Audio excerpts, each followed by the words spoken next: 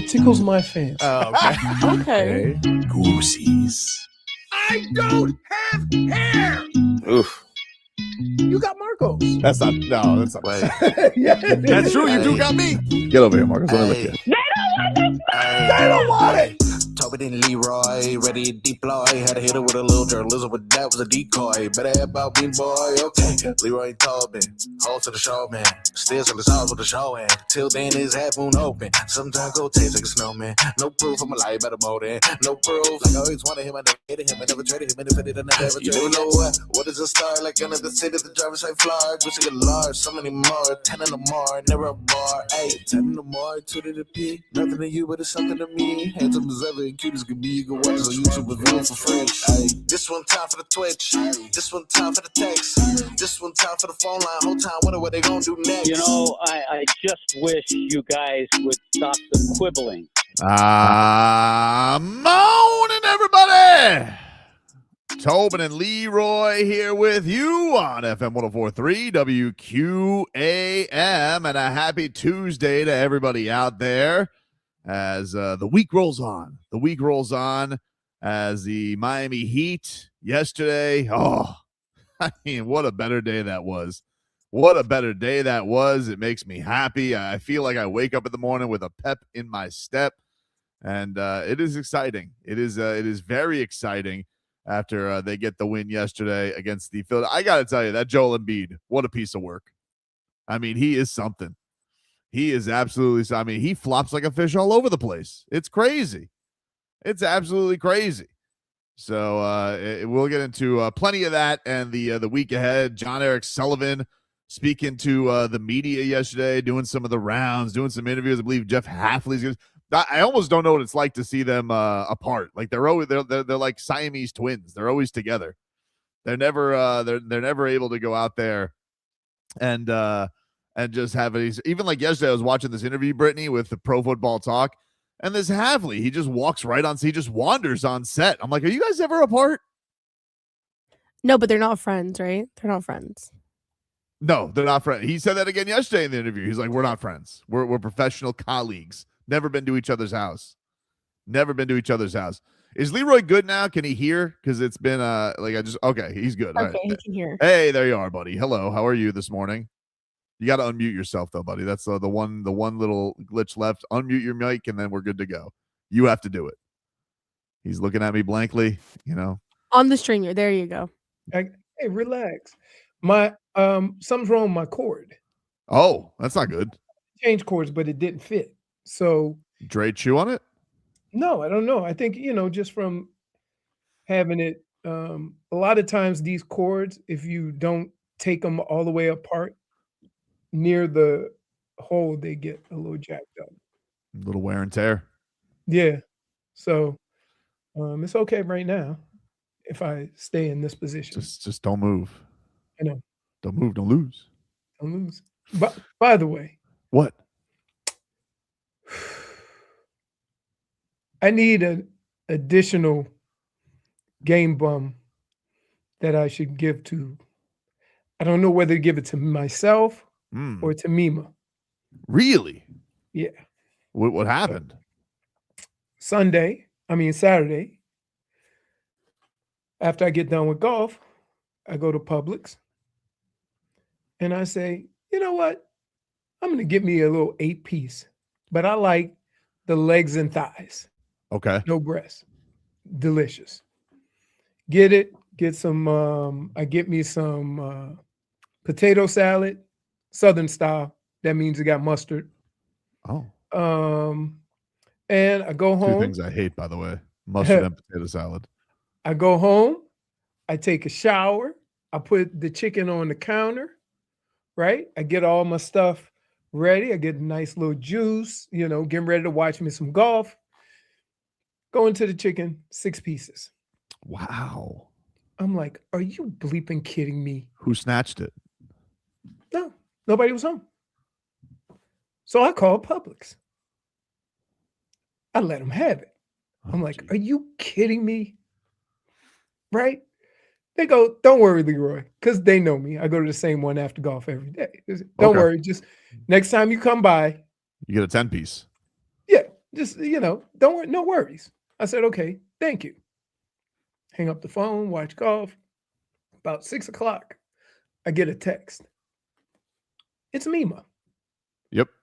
Hope you didn't mind. I took 2 pieces of chicken.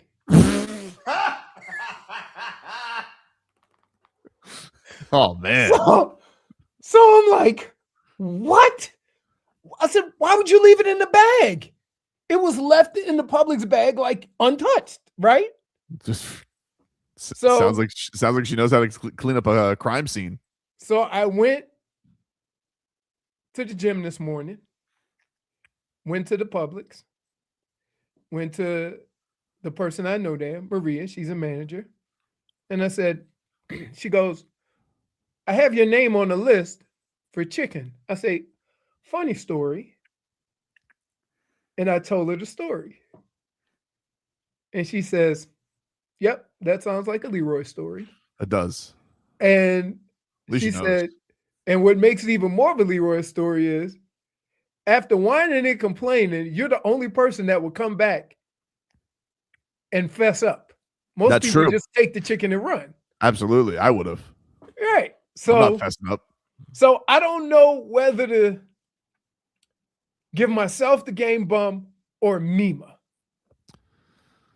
I think you got to give it to you first and foremost, because I like how immediately you didn't trust your Publix when you do live in a household with, family. And Nobody was First of all, home. first of all, I would have thought maybe Dre did it. He would No, have gotten in and there. he took 2 pieces out and then closed the box. I don't know. I don't know what your dog goes in there without, can open a door. Again, I went to take a shower. I came out, nobody was home. How was I supposed to know somebody else was there to eat chicken? Sneaky. So, I told the story. 'Cause Legitimately one of the in the realm of first world problems, but one of the terrible feelings in life is you are looking forward to something and your food is gone, right. especially like out of a fridge or leftovers or something like that, and somebody's just like, oh yeah, I had that. I'm just like, oh really? That's great. Yes. So that was my public story of the week. And I did fess up, told the truth to the That's good of you. manager, and told her disregard that chicken request for Leroy. Nice. Very nice. The headlines are brought to you by Doral Hyundai. You always pay less with your Pricito at Doral Hyundai. Visit them at Doral Hyundai or DoralHyundai.com. Marlins dropped their first game of the season. Oh, did they? Oh my did goodness. Wait a minute. So I was back and forth, and I have to be in and out of 2 different apps, which sucks. So I'm watching Heat. I'm watching I start watching the Marlins because I want to see what's up. Yep. And old Laspadas was on the mound, throwing big old fat meatball subs. We're already calling him that. Yeah, Laspadas. Yeah. It holy smokes. I'm like, it was like Looney Tunes around the bases. It was tough. And then not only that, but the Marlins, I mean, they made a whole to-do about his debut where, I mean, did you see how he showed up to the game? No. He did like the wide receiver from Buffalo that we used to have. What's Mac his name? Hollins? Yeah. I can't believe I'm saying this. Yeah, almost like worse than that though. Because Mac Hollins, we all know to be a show pony. I know Chris Paddack was at one point a Marlin, and it was a fleeting time. So he's back now, and he's hoping to rehab the career a little bit. But he set I think he set a record yesterday for most earned runs given up in a Marlins debut, which I thought immediately was Matt Latos, but apparently we've had some stinkers. Oh yeah. Here's the other thing. You want to know why? Because in most cases, this early in the season, he would have got pulled quicker than he did. I know, but it was right. It was bang bang. It was just like, oh, wow, that was he gave up a 3-run tater tot, and then he gives up the grand slam, and you're just like, eee. That was less than I did. Now, in fairness, he did take ownership of it. He said, "This game's on me," and I was like, "Oh, thanks, Chris. We know. It's like when the guy that fumbles the ball gets up and says, "My bad." I touched the ball. We know. This was the Marlins put out. There's a new sheriff in town. Oh no! Oh no! He gives a new meaning to Wild Heat Coyote, right? With even Marlins colors. Yep. Oh my good dude! You cannot come to a game like that and throw meatballs. There is no way. Absolutely not accepted. It's right? the closest of the boots for me. That's the one. It's the walking out. Where's he from? I don't even know, dude. I gotta be honest. He better not be from like someplace like New York. Chris Paddack. Where is he from? He's from Austin, Texas. He's Texas. Okay. He's from Texas. Hey, so he gets a little bit of a pass because we don't know what his normal, attire or dress is. He might dress like a cowboy every time he pitches, which after that, I would give it up. I come in joggers and a tank top next time. You gotta put the close up of the boot. It's just like that connotes like I'm here for business. What is he driving? A dually? I don't know what he's. I don't know. That looks like a dually. Look at those big wheels on the front. Man. Boy, well, I would assume Texas got a big truck. I'm gonna say this, that you got to change it up.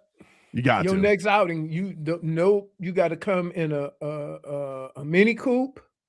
You got to come in some sweats. Like you got to. They go, who is that? They're gonna make you show ID every time you come into the stadium because they're not gonna know who you are. No, you can't show up in a dually and a cowboy hat with boots with a suit that is team colors. Whew. The only thing that I appreciate A for effort. Yeah, A for effort. I do appreciate after the game he didn't wear the cowboy outfit because that's the other mistake people make is they wear a ridiculous outfit and then they feel like they can't ask the equipment manager for I committed. Yeah, you can only wear that again if you win. And so I'm appreciative that at least, he's like, you know what? I need to just put the Marlins hoodie on after that one. Oh yeah. Yeah. We still know who you are, buddy. Oh yeah. Look at that outfit. And then the Marlins just they were right into it. I understand. Listen, they were fired up. It was a Monday night. They're 3-0. You're feeling good. Yeah. Oh yeah. We're like, we're ready to debut our new starting pitcher, new sheriff in town, Chris Paddack. Wouldn't be something if the next time he drives in, they say, now out of the bullpen. Hey, baseball, it don't take much for a pitcher to be long relief. Yeah, well, we'll see. We'll see. He's going to definitely need a much better effort from that. That was crazy. Marlins are back at it today. You could hear that game on 560 WQAM. Jansen Junk is on the hill tonight. 6:40 is your first pitch. So we got that. And then I believe they're in the afternoon tomorrow. I think they got an afternoon game tomorrow. So and then Thursday is the early time and then out. No, I think Thursday they're off. And then Friday's an early one too, because the Yankees, it's their home opener. So okay. That is what the Fish got going on. Those will also be. We're not. Usually the home opener they do like in like 7 o'clock, so everybody could get there. They don't usually do. I think a lot of people are off because of Good Friday. Good Friday, and don't they have like they have some other No Kings thing too? Oh, I don't know about that. Yeah, but I know for New York, I think they're they're used to that's like their thing. They're gonna do an opening day. They're not going to do an opening night. No, I got you. So those will be coming up. Now, can we discuss? Can we please discuss how are your mentals? Because my mentals are in a good place right now. I wake up today and the air smells better. Food tastes better. Pizza is cheaper. Pizza's half off. Everything is good. Yes, so, but we'll get I was like, I'm like, holy smokes! I'm like, he's gonna lose his mind. And me? Oh my goodness! I was just like, I don't know how to. I don't like. I wouldn't have liked losing on a Joel Embiid 3. So I was glad that because that would have. I don't like it. I don't have anything personally against him. I just really hate watching him play basketball because it's infuriating. Because Is Tyler our guy now though?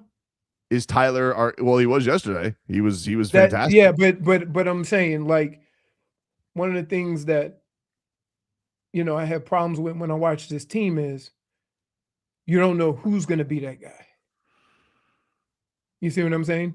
Yeah, I mean, like, he's gonna be you mean like between when Norm's healthy, like him, and it's gonna be probably if he's got to go. And he's the most reliable scorer.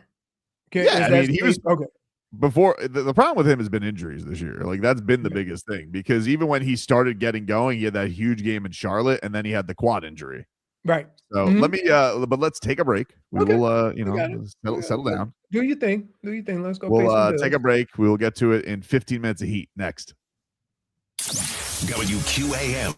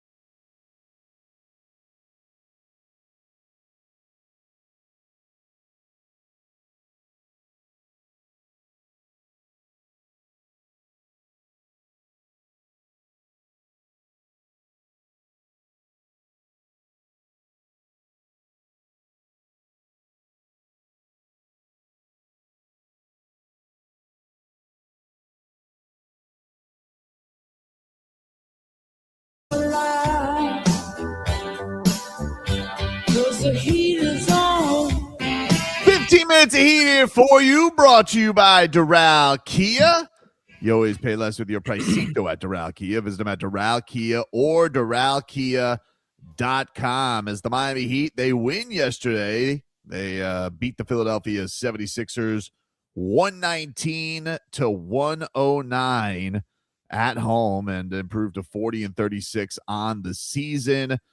Tyler Herro, he had a big-time fourth quarter, finished with 30 points, hit 2 huge threes. I got to tell you, we may have to, it may just be the Olay twins may be no more. Though there were some big stops there lately, Roy, from Tyler Herro. Yeah, a little handsy. Tyler got a little handsy. Got busy with the hands. But he finished with 30 points. Really did a great job. Some big threes from Tyler. And Bam Adebayo yesterday, 23 points, 16 rebounds, 6 assists. Both I got to tell you, the defense on Joel Embiid was really good. He's just tall, right? But, it sucked seeing a shorter guy on him. Pella was on him, and they were, all the shots that he made were tough. He had no easy shots. So right. I was happy about, how they played defense. And then as soon as I start feeling good about their bounce back from the last game defensively, somebody goes backdoor and gets a dunk. I think they were minus 17 in Bam's 6 minutes that he sat. Yeah. Like they can't hold the fort without him. I think he's more of a coach out there than, you know what I mean? It almost seems like when he's out there, everybody knows where they need to be. Mm-hmm. And when he's not, there's too many, like they're running all over the place. So, Brittney, are you worried that Bam is going to get burned out by the time we get to the play-in? Yeah, of course. Ooh. Whoa. ooh. Whoa. Yeah, of course. No, like it's one of those things, like 42 minutes, second night of a back-to-back. First of all, I know. It does speak to the shape these guys are in. I think they're 12-4 this season on the second night of a back-to-back. Yeah. So they've had a lot of success in that spot. I think it's now 13-4. 13-4. Man, that's impressive. That's pretty good. That's an anomaly in the NBA. Unless your team is OKC or San Antonio. You see, we have a little frostiness yesterday with Shai Gilgeous-Alexander in the MVP race. Took a little pot shot at Wemby. Really? Yeah. So you know how Wemby, when he beat the Heat, he had like this. He was ready for the MVP campaign, and he's like, "These are the 4 reasons why I am the MVP." And so Shai Gilgeous-Alexander comes out yesterday and he goes, "I'll let my game do the talking." I'm like, "Oh, that's a shot." You know what sucks? That's a pot shot. No, but you know what sucks about that? A lot of times, like Wemby was asked, why does he think? Totally fair. And he answers the question, and then they run back with the answers to SGA. That's a bit shady. Come on. Hold on. First of all, I mean, it's 2 different press conferences. Second of all, I understand that. You can make Wemby didn't just have a case. That man had a presentation. He had a presentation, but he was asked. He didn't just all of a sudden say, I should be in the MVP. He was asked, which is different than just arbitrarily giving that information out. I mean, but that gets lost when they run back to SGA. Well, I mean, they're not running back to him. Like, I feel like you think Todd the intern's there, like, Mr. Shea, this is what Wemby said. This is why he's the MVP. Then, right. But again, that's kind of how they go, hey, Wemby said this is why he deserves to be, and so to a player, when you hear that, you go, why is this guy, volunteering it? But he wasn't volunteering information. He was asked. That's a big, big difference. He knows what he's doing. Okay. When he goes, I'll let my like game we're sit making down. He knows what we're he's doing. making up stuff now, man. I'm not making up stuff. You know what he's doing. He knows what he's doing.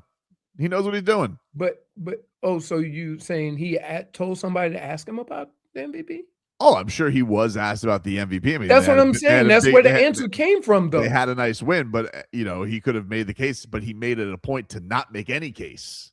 He knows what he's doing. No, but I'm saying when they go to him, right? This is after Wemby said those things, right? Yeah, but nobody went to Wemby. They didn't ask him like Wembanyama says this is why. Like he's saying, Okay. like, what about your MVP case? Okay, I got you. But how's that a shot at Wemby? Because he knows what he's doing. Instead of a presentation, he just lets the game do the talking. All He right. knows what he's doing. All right. He knows what Okay. he's doing.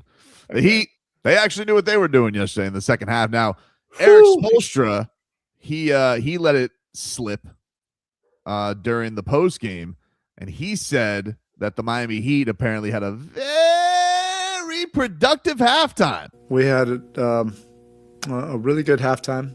I'll just leave it at that. And we also have a lot of pent up, anger and frustration and disappointment.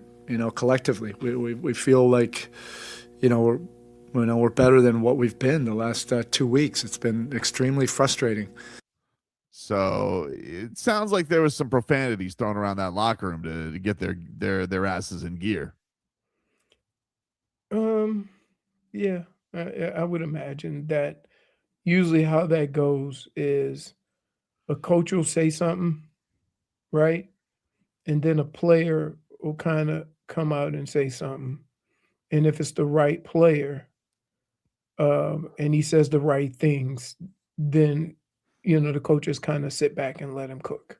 Yeah, well, You know apparently what it I was mean? Bam and Tyler. I think them Right. in unison yesterday. Sounds like everybody was being very cheeky about it yesterday, which is Right. of course their prerogative to not leak details. But it implies that the two leaders of the team were tired of the BS and didn't want to lose this game. Obviously, they were in a bad way, and this would absolutely pretty much clinch them in Playinville. I think Jaime says, if- I'm going to just be me. I'm out there giving 100%. Like, that's fine. You know what I'm saying? Yeah, here was Jaime on the halftime. Because Spo was saying too, like halftime kind of like turned you guys up a notch for the second half. Yeah, man, halftime happened. It was great, man. It was one of our best halftimes ever. Like I want to say, since I've been here at least. Tyler and Bam really brought us together during that time for sure. What was the message from that time? You could expand as much as you can. Man, get a win by any means necessary. It was great. It was great to see those two really pull us through. When those two are going, I mean, we feel unstoppable. So when them two are on the same page, it was great. We just followed their lead. Seriously, so it was good to see. It's weird because when you look at Pella and you look at Jaime, they play a different type of game, right? They're almost like the initiators of chaos. Yes. How can I put it? You see what I'm saying? So Totally. when guys go in at halftime and start barking orders, right? Jaime and Pella is like, let's just do us. Yeah. Right. I did like Pella getting the late basket yesterday over playoff PED and then hitting him with the too small. That was hilarious. Or how about I thought it would have been funny when Tyler went in and went around and under Embiid. Yeah. If he would have just went too big. Because first of all, he went into the paint untouched, which is amazing in itself. Mm-hmm. So it's yeah, pretty it was- wild. It is pretty wild to see Embiid at this point, because it's like he's just very clearly just not physically the same guy. Like he's always had physical problems, but like it's pretty much just jump shots or bust with him. It's flopping and flailing, and that's it. It's weird because if I could say one thing that looks a little bit worrisome or bothersome to me is that he's not in shape. And I don't know if that's from all the injuries that he's never been able to Right. get in basketball shape. I don't know So if he if can. you run him, he gets exhausted so fast. That was the Heat's strategy early on. Like, we're just Right. going to run past his ass. He can't Right. keep And- up. Right. He can't keep up. He should definitely be more dominant. But I think part of the reason is he's got no gas in the tank. When it gets to that crunch time, and instead of going to the rim and being physical, he shoots free throw jumpers and threes, is because he's got nothing.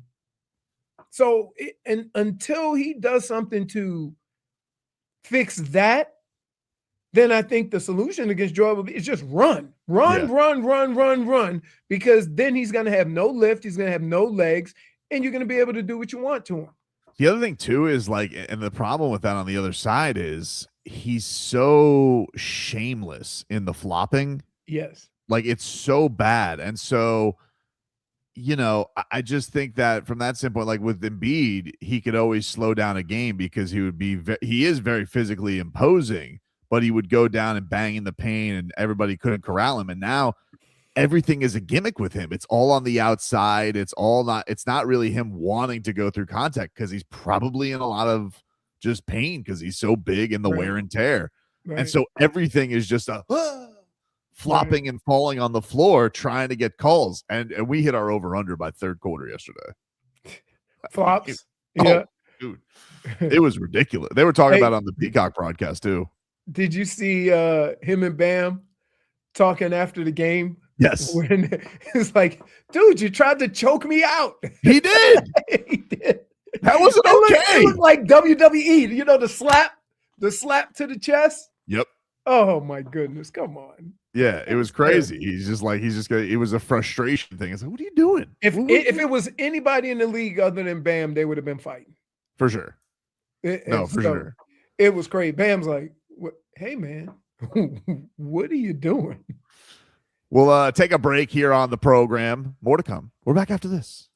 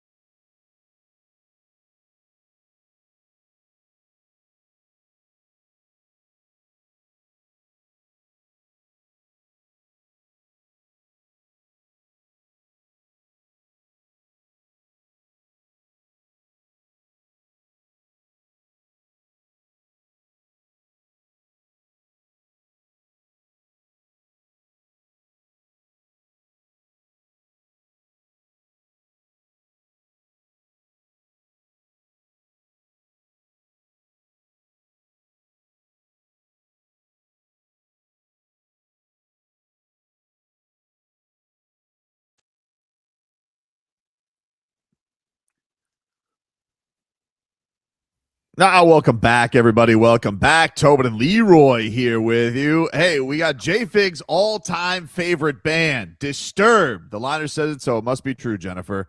They are coming to Hard Rock Live in July, and she'll be giving away tickets today. We got 2 pairs to give away today because I forgot yesterday. I didn't see this email. So we got those to give away today at 11:20 a.m. and 12:20 p.m. Somebody's like, hey, is there Disturbed tickets? I was like, are there Disturbed tickets?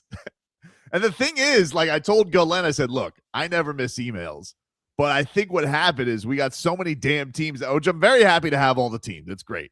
We got the Marlins, the Panthers, but I'm getting so many emails over the weekend, Leroy. I can't keep up. My emails are overloaded with highlights and postgame. I missed that we had tickets to give away. So that's on me. I'm like Chris Paddack. I'm taking accountability. I apologize. And what else could he have done? Oof. I mean, he was disturbed yesterday. That's for sure. That was a rough debut. Woo. Terrible. Not great. Not great at all. By the way, shout out to John Crotty yesterday. I saw him on the Peacock broadcast. Yeah. Good for Crotty. Crotty getting a little national love. Happy for him. Had the audio experience yesterday. They talked to Bam after the game, and Bam yesterday wanted to make it known that he's still gunning for Udonis Haslem's rebound record. And this was Bam with Jackson, Amy Audibert afterwards on the audio experience. The Smash Bros with Pella and Jaime going a little bit bigger, which kind of you guys were able to get into their smaller lineup. What do you like when you're out there with those two guys? Obviously, man, we run. We get out, we sprint, and then you know they over communicate a lot for us. As you see in our zone, man, we did a lot. And that was all because of communication. You called for it after the game last night. You got it tonight and got the win. Bam Adebayo fresh off his 260th career double-double with us here on the audio experience. Yeah, that's the most he hits, right? Yes, sir. Yes, sir. Oh, okay. Keep it going. We never go. Stop it. How many rebounds till I catch UD? Oh, Lord, I have not been trying. I'll get word to you, but you're getting there. You want to do it this year, don't you? Of course. You do not want to wait. Yeah, no, I gotta get this out the way. Oh man, we might have to have one of those David Robinson nights, but for rebounds on the. Oh, wait, everybody just let me get it? Yeah. Nah, that's unethical basketball. Oh, stop it. Wait, Jax just shut him down. Says the guy who shot 70 shots and got 83 points. Well, that's the joke. Yeah. Oh, stop it. For the record, he is 95 rebounds away with 6 games to go. 95 rebounds from Tiny Udonis Haslem. So he would need 16 rebounds a game for the next 6 games. He had 16 rebounds last night. He would have to do that every game, or he would have to average that over the next 6 games. There are 2 Wizards games in there, but that's what he would have to. That's what he would have to do to pass Udonis Haslem and get 96 rebounds the rest of the way. If anybody's tracking, it seems like we're breaking this record first week of the season next week. But just for everybody, if everybody was interested, yeah, next year. But if everybody is, if anybody was interested, that's where we're at. Bam Adebayo, 5,696 rebounds. Udonis Haslem, 5,791 after last night. Bam did it in fewer years. Not likely. Bam's going to do it in almost half the time. Yeah, very impressive. He's going to have basically every record except probably scoring. Sneakily, every time I see Bam hit one of these numbers, I think to myself, what our man told us on the boat, what Zoe told us on the boat. Yeah, me too. We looked at him like, okay, and lo and behold, Zoe 8 years later, we're talking about Alonzo. Yep, he was up. What? Here's the question though. Mm-hmm. Obviously, Udonis has to be at the game where Bam passes him. What's the number Bam has to be at for UD to start traveling and have to be there? 20 left. 20 left. 20 rebounds in the last game. So if there's 20 to go, he's got to be at the last game. Yeah, against the Hawks. Yes. He's got to leave prime. And He's it's got and it's a little bit weird because they have big wings, so he spends a lot of time, outside and not as much in the paint. And also if Ware plays with him, then he's going to be more on the perimeter. So yeah, I mean, he's been rebounding like crazy this season, though. He really has. But his bigger rebounding games are when Kalel doesn't play much. Not necessarily. I mean, even Kalel was still getting rebounds yesterday. He didn't play very well. He's just got to be a better deterrent in the paint. He really does just basically swat for blocks. And I think he gets lost. The hardest when I see Kalel, the most lost is when he has to decide whether to stay with the big or get the guy coming in the paint with the ball. And he gets caught in no man's land. It looks like he's not doing anything, but it's really more along the lines of he's indecisive. Playing stats don't count, right, Brittney? No. They don't count. Because that's it's officially the playoffs. But is it regular? This thing is it regular season or is it all time? It's regular season. Yeah, Okay, your rebounding mark is just regular season games. They don't count postseason. Yeah, then play-in is postseason. Yeah. All right. So seems like this record's gonna get broken like game 4 next year. Not even. Maybe even like game 1. Perhaps. It depends. Yeah, it depends what kind of unless because there's also the stipulation like what if the Heat end up for sure in Plainville and they just do nothing the last 2 games and he just sits. That could happen too. That's true. Yeah. So we'll see. But it would take a colossal effort for it to happen. Not impossible, but very, very unlikely. Yeah, but again, 83 was on. Yeah, it's exactly. If anybody's going to do it.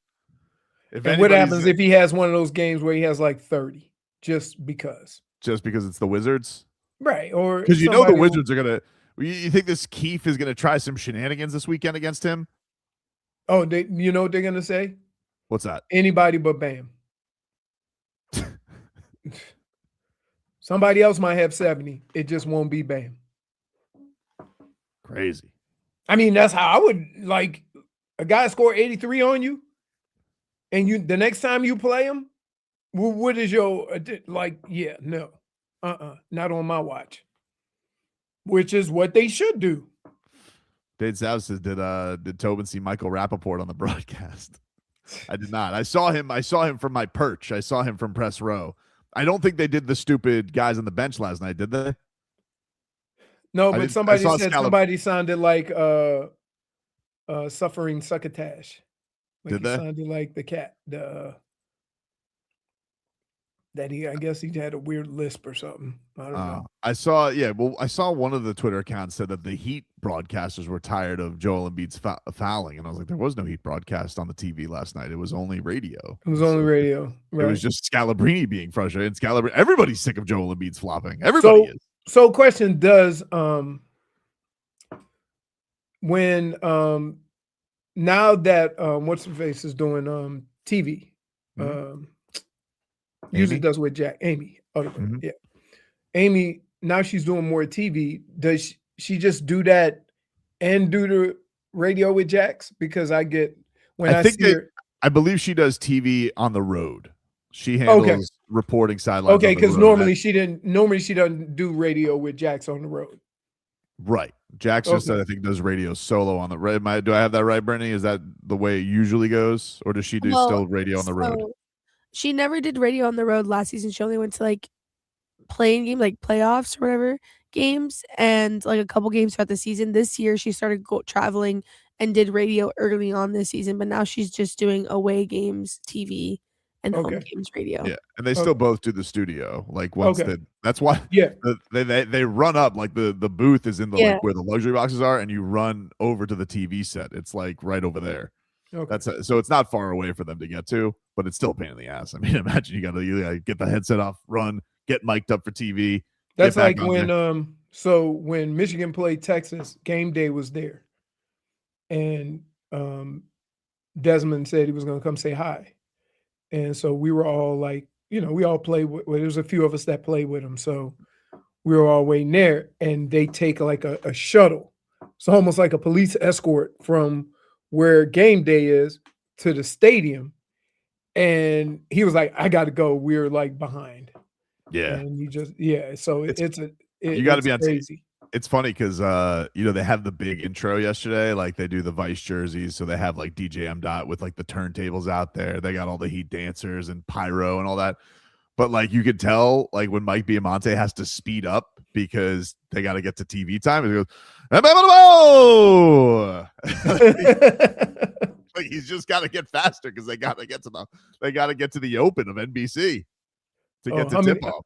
Just out of curiosity, when I would do TV, how many times you think I heard in my ear? Let's wrap this up.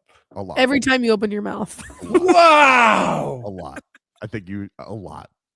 Wow. But see, here's the problem. It started off when I first started doing it, right? I was doing the CBS, game of the week on the internet. They would do this. Mm-hmm. Like stretch. Give me more. Give me more. And the very first game I did, damn rain delay. So it was an SEC game of the week, and it was a rain delay. So we just sat there. Crazy. Anyway, we'll take a break. Jon-Eric Sullivan, Sully. He spoke to some reporters yesterday, gave a little outline of where things stand with the Fins. Who's staying? Who's on notice? Very honest, this Sullivan. Back after this.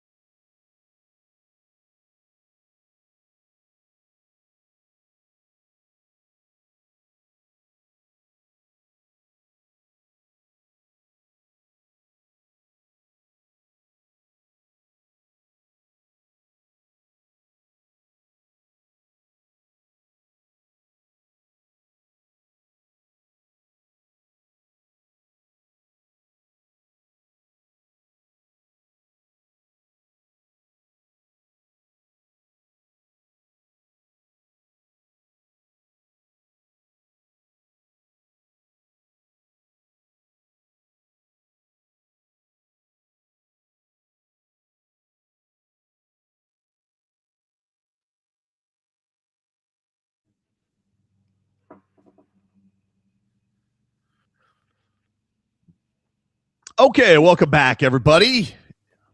Tobin and Leroy here with you on FM 104.3 WQAM. Get to our headlines this hour, brought to you by Doral Hyundai. You always pay less with your Pricito at Doral Hyundai. Visit them at Doral Hyundai or DoralHyundai.com. As last night, the Marlins, they suffered their first loss of the season. Lee Mix did hit his second home run of the season. We may have Temu Cal Raleigh. That's all I'm saying. Cal Raleigh actually was off to an awful start, and then he won the game last night off the bench for the Yankees. Big dumper. He was like, I think he was like 1 for 15 with 10 strikeouts, or maybe even worse than that to his first series. And everybody was like, is this like some karma coming around from being a jerk to his teammate? But he won yesterday. He had the base hit to beat the Yankees. Fish, they're back at it today. 6:40 is your first pitch. Jansen Junk on the hill from Lone Depot Park as the Marlins will try and that's even up this name. series. Yeah. That's a pitcher name. Jansen Junk. I would suggest no costumes today, Jansen. Oh, no, I think they're... Yeah. Only Sandy can wear a costume. Everybody else, keep your costumes to yourself. Until Paddack gets a win. You know, if you dress like that, you got to perform too, which is even like that makes it even more brutal. Oh man, yeah, it's a gamble. It's a gamble, and that was tough. That was tough. But Chris Paddack, no bueno yesterday, dude. Jeez, 8 runs. Oof. The Marlins beat the Heat, beat the Sixers 119-109. We'll get back into that a little bit later on. But the Dolphins, they got the annual meetings going on right now. Hobnobbery. What goes on in these meetings other than hobnobbery? So there'll be a lot of like Max Crosby talk because you're face to face. There'll be maybe some talk about other players, because you're face to face, and so keep in mind you can work deals. Everybody's there, so you don't have to say, okay, well, let me call him or whatever. You're there, so the draft is coming up. You have these meetings. Maybe you can work something out. Maybe you can get some feelers on certain players. The problem is Max Crosby ain't getting 2 first rounders. No, not anymore. Well, apparently they're gonna be moving on with they're gonna go and it's all harmonious now. Like they're just gonna say, nah, you're a Raider for now. Yeah, we'll see. I mean, it's crazy. Like, I'm still a little bit lost on how this went down, because if you trade for a guy that just had knee surgery, of course he's not gonna pass his physical. Right. So, like, his side of it too was like they were really like weird when he got there. That means they already had to deal with Trey Hendrickson. Yeah, like they were super awkward around it. So that's probably part of the reason why he doesn't want to leave the Raiders anymore, because at least you're with the person you know. Right, but I'm almost positive that they were working 2 deals at one time to see which one they could get. Sure. And right when they agreed to that one, the other one came through, and then they realized they have to give up 2 first round picks. Yep. Fail them on the physical. But you knew that. Super weird. Right? That's like if when Brooklyn traded for KD, and then he comes in and they say, now we change our mind. He wasn't playing. Lemon lawed him. Right. So I don't know, like, that's almost as egregious as anything else, that the fact that, I mean, I guess you could do that, but you already knew. Before I even sent Max Crosby and say, hey, he just had knee surgery. You're giving him a physical. You know what the physical is going to be like. Let's not, play games. So yesterday, Jeff Hafley speaking right now to reporters. He's doing the NFC coaches spoke yesterday. Today the AFC coaches, but Jon-Eric Sullivan did speak to the reporters out there, the local beat guys who are out there. And the biggest news out of all of it, I would say, out of yesterday was he was flat out saying we want to get a deal done with De'Von Achane. Like we're not looking to move him. We don't want to move him. He said, my job is to always listen, but Achane is a very, very important piece for what we want to do moving forward. He's a building block. It's a priority for us to get a deal done with him in the coming weeks and months. Nobody is untouchable in this business because you never know who is on the other side of the phone and what they want to offer, but there is zero effort on my end to move De'Von Achane. De'Von Achane is in elite company when you think of backs that could do what he does. Yeah. And so from that standpoint, with his speed and his versatility, he gives you, a chance to have a special player and use him to kind of win. And he's young. The only thing that I would say is that, like, you better have somebody else too, because if you run him into the ground, then when you finally get decent or you start turning it around, because as of right now, next year, they're going to have like 140 million in cap space. Yes. And so what you want to make sure is that you don't run him into the ground. And then when it's time, when you have reached a place where he can actually be a game changer because you built your team up, you don't want him to be beat up. No, for sure. Yeah, you definitely don't want to feel like you're gonna, because he is tiny. He's not a big dude. Nope. This was Sally yesterday. He sat down with Pro Football Talk, Florio, and that Helldoiler Chris Sims. Although he did make points. This is what he had to say on the De'Von Achane thing on PFT yesterday when asked about the situation. A lot of key veteran players with recognizable names gone. De'Von Achane still there. There's been some reporting. There's been some discussion. Is he available? Is he not available? He's in the last year of his contract. Where do things stand? If there's a fan out there that's got his or her De'Von Achane jersey and wants to know, am I going to be wearing it this year? What would you say to them? Yeah, it's important to us to get a deal done with De'Von. He is a difference maker as a player. We are in talks. We're trying to get that done. It's a priority to us. He is a building block for us as we move forward. What about him makes you believe that? I think he's a rare player. His feet, his acceleration, his ability to play on all three downs. He's a very good pass catcher. He reminds me a lot of a guy that I played with in high school by the name of Warwick Dunn, who went on to have a marvelous career. Maybe it's the look at you, Mr. Louisiana. Maybe it's the 28 that he wears on his back, which Warwick wore forever. And but I see a lot of similarities now. Now Warwick did it for a decade, and neither one of them are big guys. So that I think if De'Von was sitting here, he'd be the one to tell you. Like, I think that's going to be the question for him: can he be as durable as Warwick was over time? But he's a marvelous player. We want to move forward with him. It's important to us to get a deal done. He's part of the future for us. All right, there you go, Jon-Eric Sullivan. Yeah. Sully. I mean, that was actually, like, how you can say a lot of something and say nothing at the same time? When he says all that about De'Von Achane, and he says, here's the thing. I'm not initiating any trade requests, but I'll listen. Mm-hmm. Right? Which means that tomorrow somebody could offer him a ridiculous amount and Achane's gone.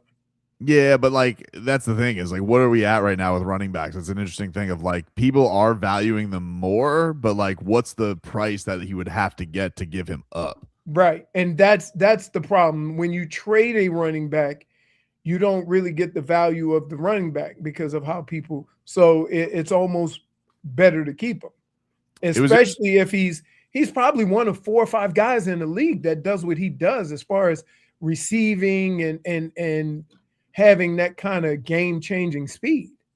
Well, that was the thing that was interesting because he talked about the Waddle thing too, and he was saying like he Waddle's 27. And if Waddle has a good year, like Waddle's deal isn't egregious right now. Like it maybe was at the time. People were like, oh, he was one of the top. But like the way wide receiver contracts have gone, it wasn't that terrible. But if he had a big year, which if he's the only guy here catching passes, he probably would, then he's going to come back and want another monster deal. And then you're like, oh man, like now we have to re-tie up Jalen Waddle. And he also was making the point about, I guess from his philosophy, like, yeah, the wide receiver market's not going down.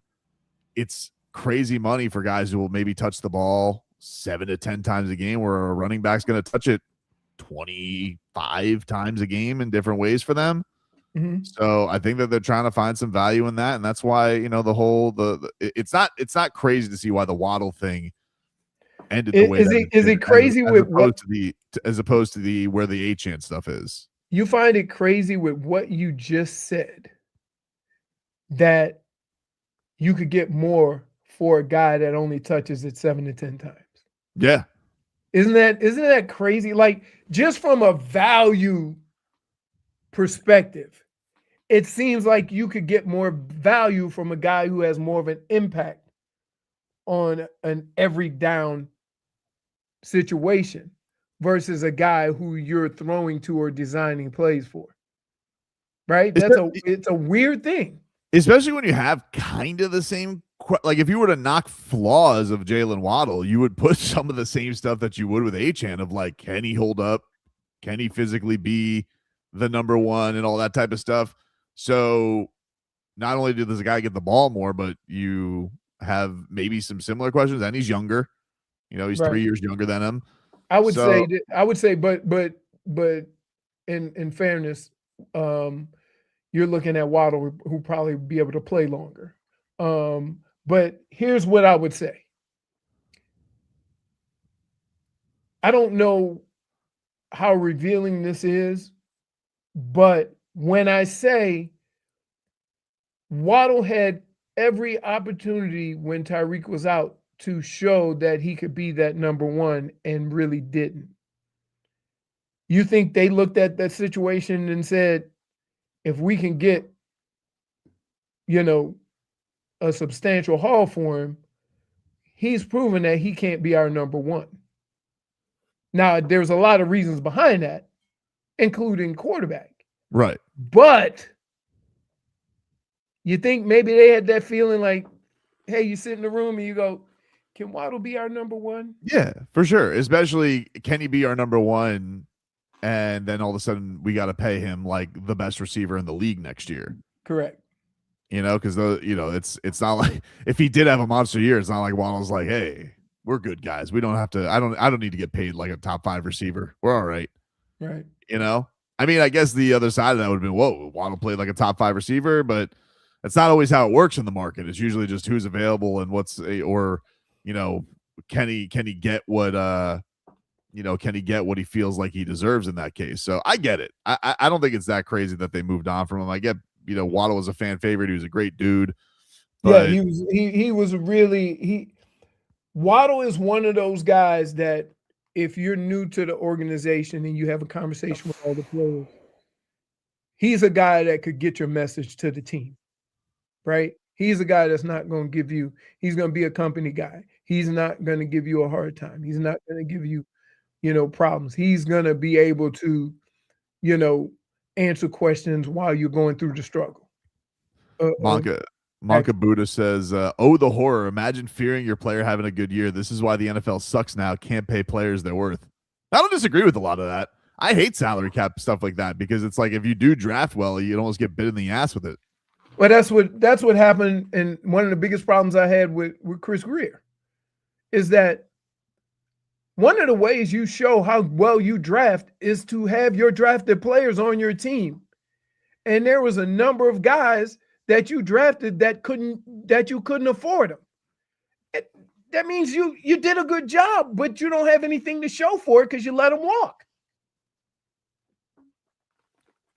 We'll get into some more stuff that he had, including some of the guys that kind of feel like they're on notice from old Sully. Take a break. We're back after this.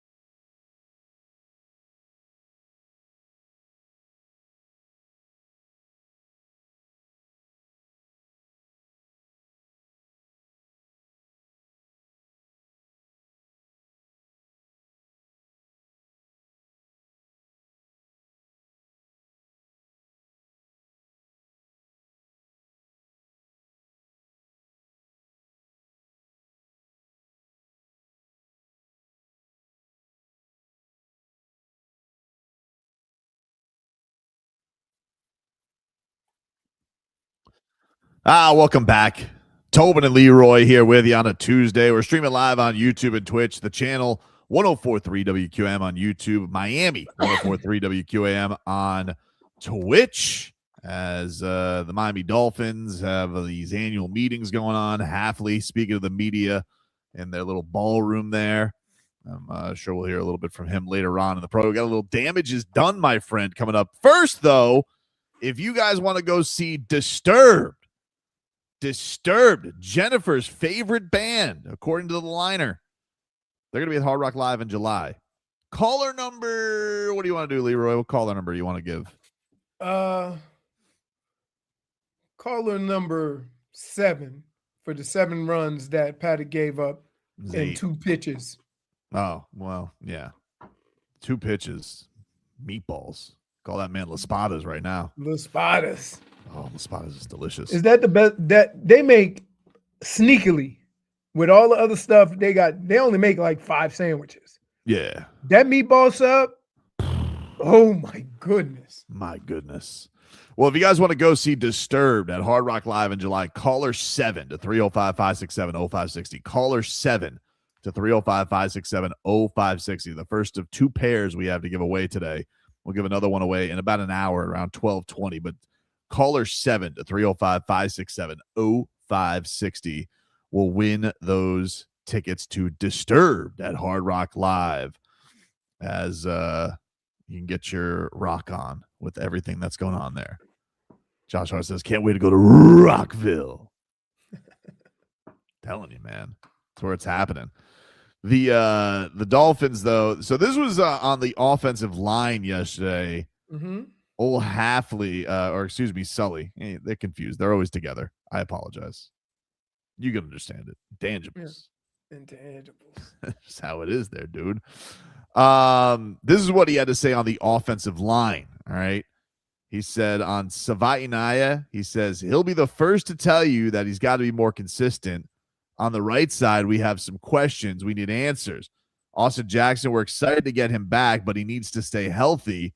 We're going to have competition at the right guard spot. I like a lot of pieces on our offensive line, our left tackle and center especially. There's going to be competition elsewhere. So yeah, it sounds like there's some sounds like there's some jobs up for grabs outside of Patrick Paul and Aaron Brewer. Can I just tell you what he's basically saying? They're not going to give up on Savaiinaya. Okay. A lot of times you understand the circumstances in which he was thrust into action, right? So there's that. But you are putting him on notice that he needs to put the work in and improve. You understand what I'm saying? So that's just kind of a message. Yeah. But even with that message, I do think they understand that maybe he was put in a difficult situation. Not saying it's not, he played a role in that, in his failures.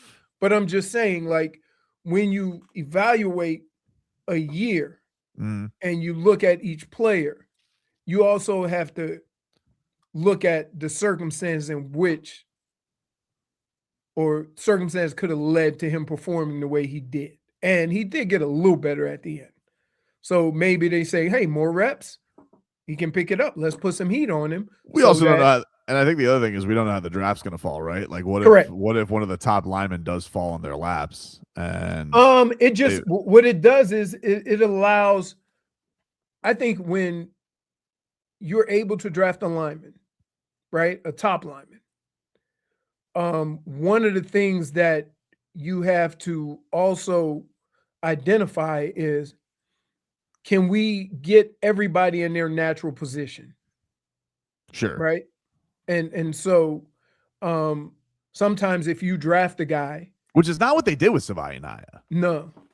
Like that was one of the things that was weird from them last year. They're like, oh, we want a young left side of the line, which very strange considering like you had a left-handed quarterback anyway. Like, I don't really understand what the whole thought of just they needed to go that direction. I wouldn't say that it was a bad. Again, sometimes you draft well, but the circumstances in which he has to play doesn't actually show that, right? So everybody thought Sabaya Nye had talent. But it was tough. It was tough for everybody last year. Well, I mean, yeah, they lost their starting right guard. They lost him in 1 snap, 2 snaps. Right. Well, who could have seen it, though? I mean, he was coming off a torn Achilles. Who could have seen that, Chris Grant? Who could have seen it? Right. So what I would say is this is where you look at film, you look at draft options, you look at where people can play, and you look at where they're comfortable playing. And you have to put all that together to where, like, just putting together an offensive line by assuming guys are going to be in the same spots, especially inside, is not necessarily how they're looking at it. Like, usually you have a left tackle, you have a right tackle. Your left guard and your right guard, depending on, or usually, you know, sometimes they move a tackle, a guy that played tackle in college but doesn't have quick enough feet, they move him inside, right? And there's a lot of that going on. But it's going to take, you know, some time for everybody to get comfortable in a position that they're playing. Because, again, you know, Savai and I didn't get the luxury that Patrick Paul did. And that Patrick Paul, the first year we were asking, hey, what's going on with Patrick Paul? Yeah, I mean, well, we if knew you like him so much, why isn't he playing? Yeah, but we knew what it was. Like, they had Teron Armstead. Like, that's right. That but, was. But again, he still got the opportunity to sit and learn. He did, but then he also got to go where he plays. So I don't know if, like, the best case is just to put him somewhere else, you know? What is Savai Nye now? Wasn't he a right guard? He did like a both on the, he moved around a lot, but he was mostly on the right side, tackling guard in college. Right. So understand, and I've told you this. Like, just imagine, you know, you get this job, Brittney, or we get this job, and it requires a lot of writing, and they say you got to write left-handed. That's when I was in 3rd grade, my handwriting was so bad that my teacher wanted me to try that. But that's, you know, I try to, and I tell you this all the time. That's what it's like. It's like all of a sudden, you know, having a bat lefty. Everything that you've done up to that point has been the other side. Some guys do it better though, like Luis Castillo. Some guys do it, but and if you notice, those are the guys that play multiple positions in college. Like, they played left side, right side. They moved around. No, I was talking about Luis Castillo, though. What a monster from the right side. I mean, just maybe the greatest hitter of all time, right side, Luis Castillo. Lefty? No, I mean, lefty, he was good, but the righty, that different animal. Right. That guy was good. You know, did you ever see right-handed hitting Luis Castillo, Brittney? I can't say that I did. What a monster. I mean, go look up go to Legends of Date on Instagram and do yourself a favor. I mean, spend some time today. I don't know, maybe if you're just sitting at a park I'm sure or something that's like that. number one on her list of things. I'm telling you right now, Brittney, you go to Legends of Date Instagram, you find yourself at Legends of Date. If you haven't done the Luis Castillo right-handed hitting montage yet, do yourself a favor and put that together. Congratulations, you just got 1 million views on Instagram. I'm telling you, what a monster. Woo. Take a break. We'll play a little Damage is Done, my friend, next.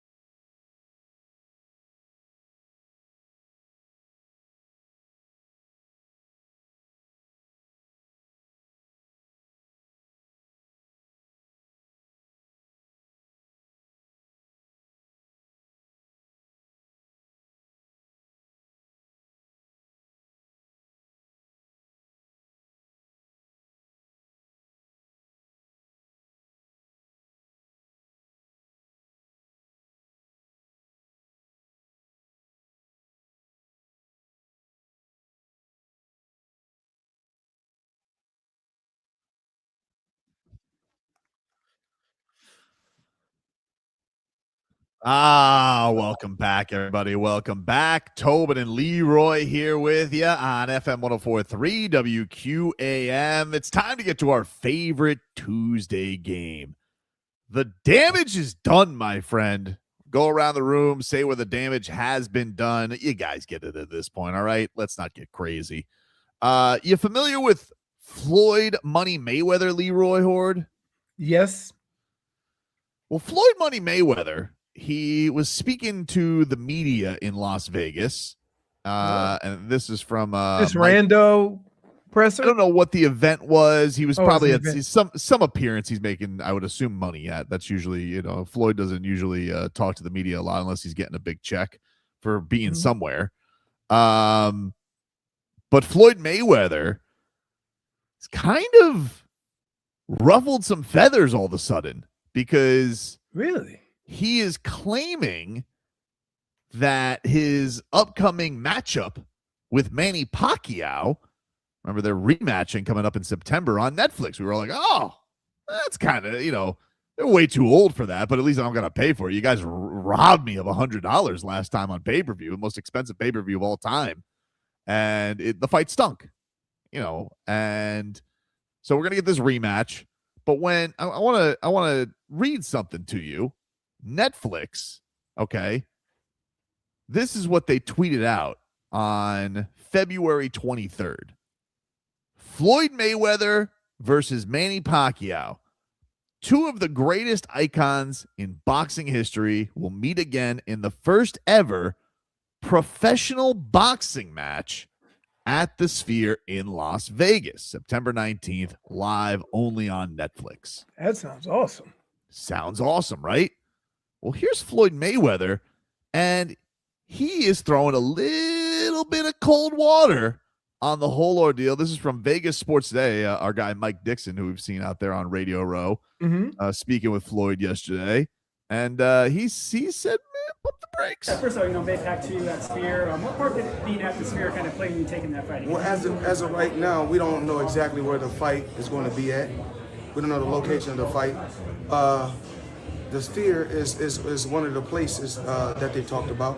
So we don't know if it's 100% going to be there. And this is not actually a fight, it's an exhibition. Okay. So we're going to do it again, and hopefully we're going to entertain the people. Right. And as far as that, what's it going to be like fighting him again, like 11 years later now? It's just, I never really took any abuse, in the sport of boxing. Still extremely healthy, I work out every day. And, I got an exhibition with Mike Tyson also, another exhibition in Greece. So if I'm just sitting at home and I'm just working out every day, spending time with my grandson and spending time with my children, I said, why not go out, have a little fun, entertain, and put on some exhibitions? And so that's what I'm doing. Okay, all right. So wait. My man said grandkid. Oh, have you seen his grandkid? No. Floyd Mayweather's grandkid is incredible. This kid might be the best boxer on the planet. What is he, 3? Oh, dude, I'm gonna send you some videos during the break of Floyd Mayweather's grandson. This kid he's already a protege, like a phenom. It's a prodigy. That's the word I'm looking for. English. He's already a prodigy. He's incredible. You can give me butchering English -1, Brittany. I totally deserve it. He is already a prodigy. He's incredible. Okay. -1. But the thing that's interesting here is Netflix officially tweeted out date, location, professional boxing match. Floyd Mayweather has come here and is like, not sure where it is. And by the way, it's an exhibition, which is not what Netflix advertised. And a lot of people are saying Floyd Mayweather might be breaching his contract on this fight because he's already signed up to fight this thing. So either Netflix is pulling the wool over our eyes or Floyd Mayweather is, I don't know, holding out for more money or something like that. But the damage is done somewhere. There's a miscommunication somewhere around here. Yeah. Damage is done. Yeah. Damage is done, my friend. I don't know what the hell's going on. Yeah, that's crazy. That is sound like two people that aren't on the same page. It's like defense. Netflix tweeted out to their 26 million followers that they have a match. And they did this 6 weeks ago, live at the Sphere. And Floyd Mayweather was like, maybe. So we'll see. We'll see what's up there. But the damage could be done. It's too late now. Yeah, It's too late now. Hey, Floyd, I think you're fighting in the Sphere, dude. Is that you think it has something to do with his promotion? Don't know. As to like his promotion may only fight, at the MGM or whatever. I don't know. Right. I don't think Floyd Mayweather's promotions. I don't even think that's a thing anymore. I got to be honest with you. I don't remember the last time. Like, look. The thing that bums me out about this is it seems like Floyd is dealing with some big financial issues. He ain't gonna not do the fight. He's not gonna not do the fight. Yeah, like I don't think he's gonna do the fight, and I don't think Manny Pacquiao has been on the record saying I'm not fighting him in an exhibition. I want to fight him in a professional fight. Well, like, is he worried that at almost 45? Ah, man, what is Floyd now? Floyd's 48. 48. What age is he? 49. 49. At 49, he's worried about that right? Like, that's crazy. Wants to be 51-0 at 50. What damage is done for you? Well, I already kind of gave you my damages done. You know how I am with Publix. Yeah. And how I complain about Publix. And I guess the damage is done to me. I guess they can count to 8. I just didn't know I had a little chicken thief in the house. Yeah. So I took the full heat. I apologized to Publix, to the manager, told her the story, but they laughed and said, "Yep, that's Leroy." And so, like, I'm glad we can move on from this. We can move on. Not my best moment, because I probably like. Well, what was the tone on the phone? I'm like, so I said, customer service. I said, hey, I just purchased 8 pieces of chicken, but it only had 6 in the box. They go, I said, I'm not driving all the way back over there, but just put my name on the list. They know who I am over there. And when I come back in, I'll get, some chicken. And they're like, you sure there wasn't 8 pieces in there? I'm like, I'm at home by myself. Unless a ghost ate 2 pieces of chicken, Publix can't count. So I feel like your tone was not that kind.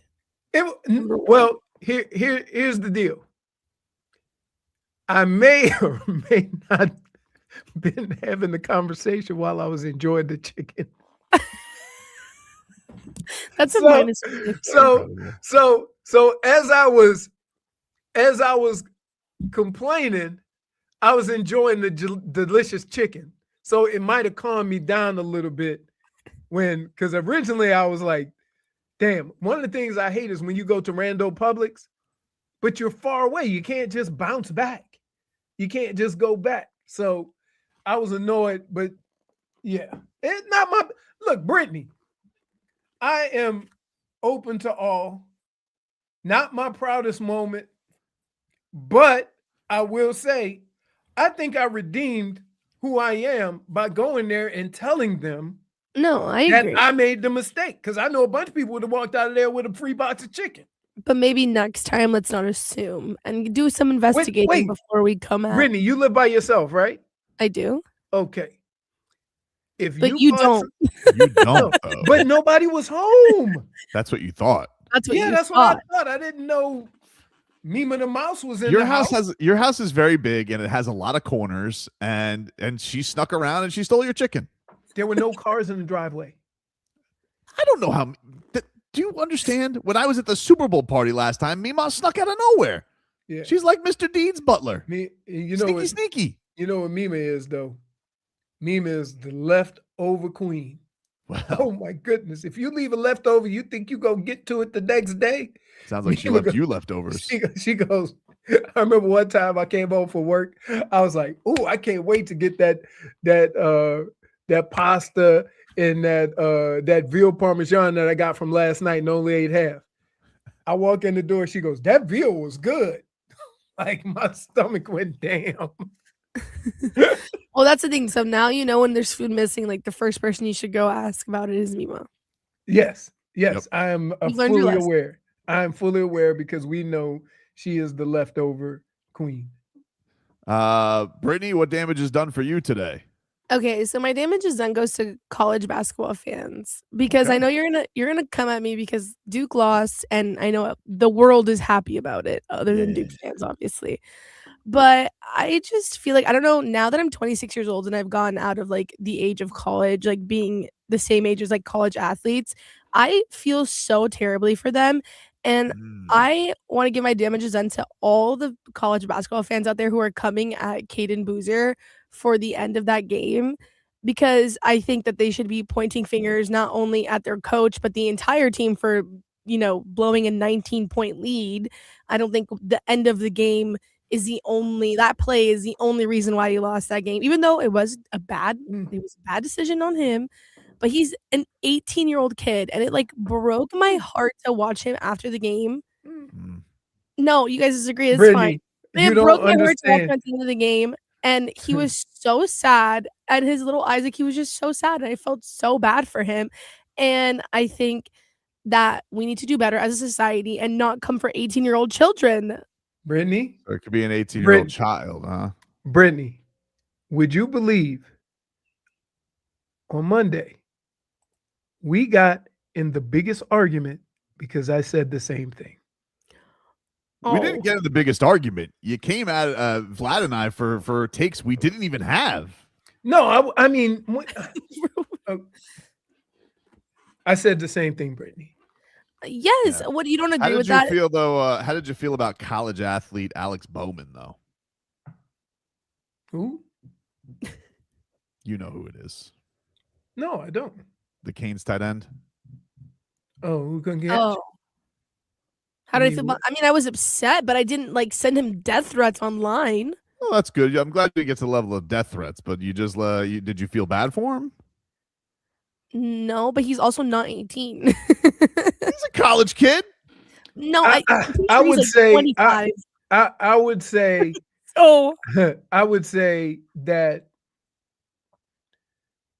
as we watch sports, we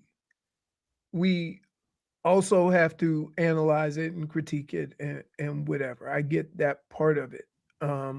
But being on the field, I also get the human aspect of it. Like, and so I feel for the guys, even though I have to,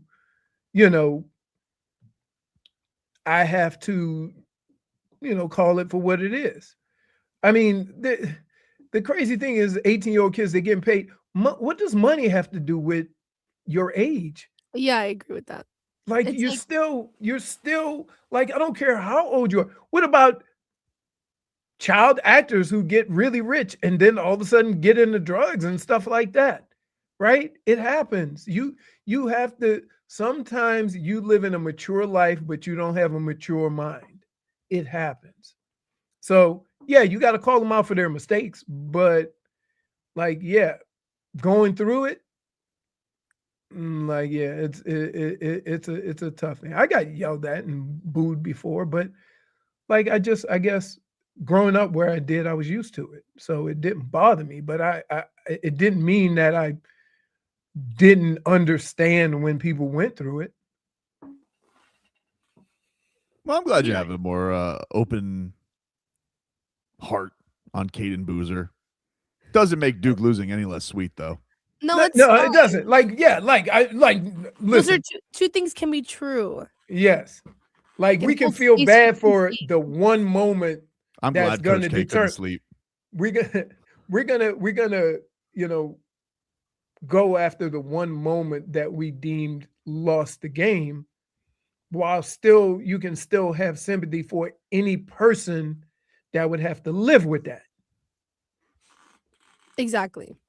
Like, I just feel bad for him. And I think, like, it's easy to point the finger at him, but, like, I think the coach made a lot of mistakes in that game. I think the team as a whole made a whole bunch of mistakes. I mean, they were up by 19 points. So, I don't think that the blame should just go on him. I think he's the easy target. And he has already been the easy target because everybody's like, oh, he shouldn't even be at Duke. His brother's so much better than him. Oh, He should be in wow. D2. Yeah, I mean, he gets a lot of hate. So I Now you feel want me bad to feel for him. bad for all the Duke players? I got to feel bad for a whole family of Duke players? You're asking too much. This is the same. This is the same. This is the same school that used to chastise Canes fans because we had a conch shell in the stands.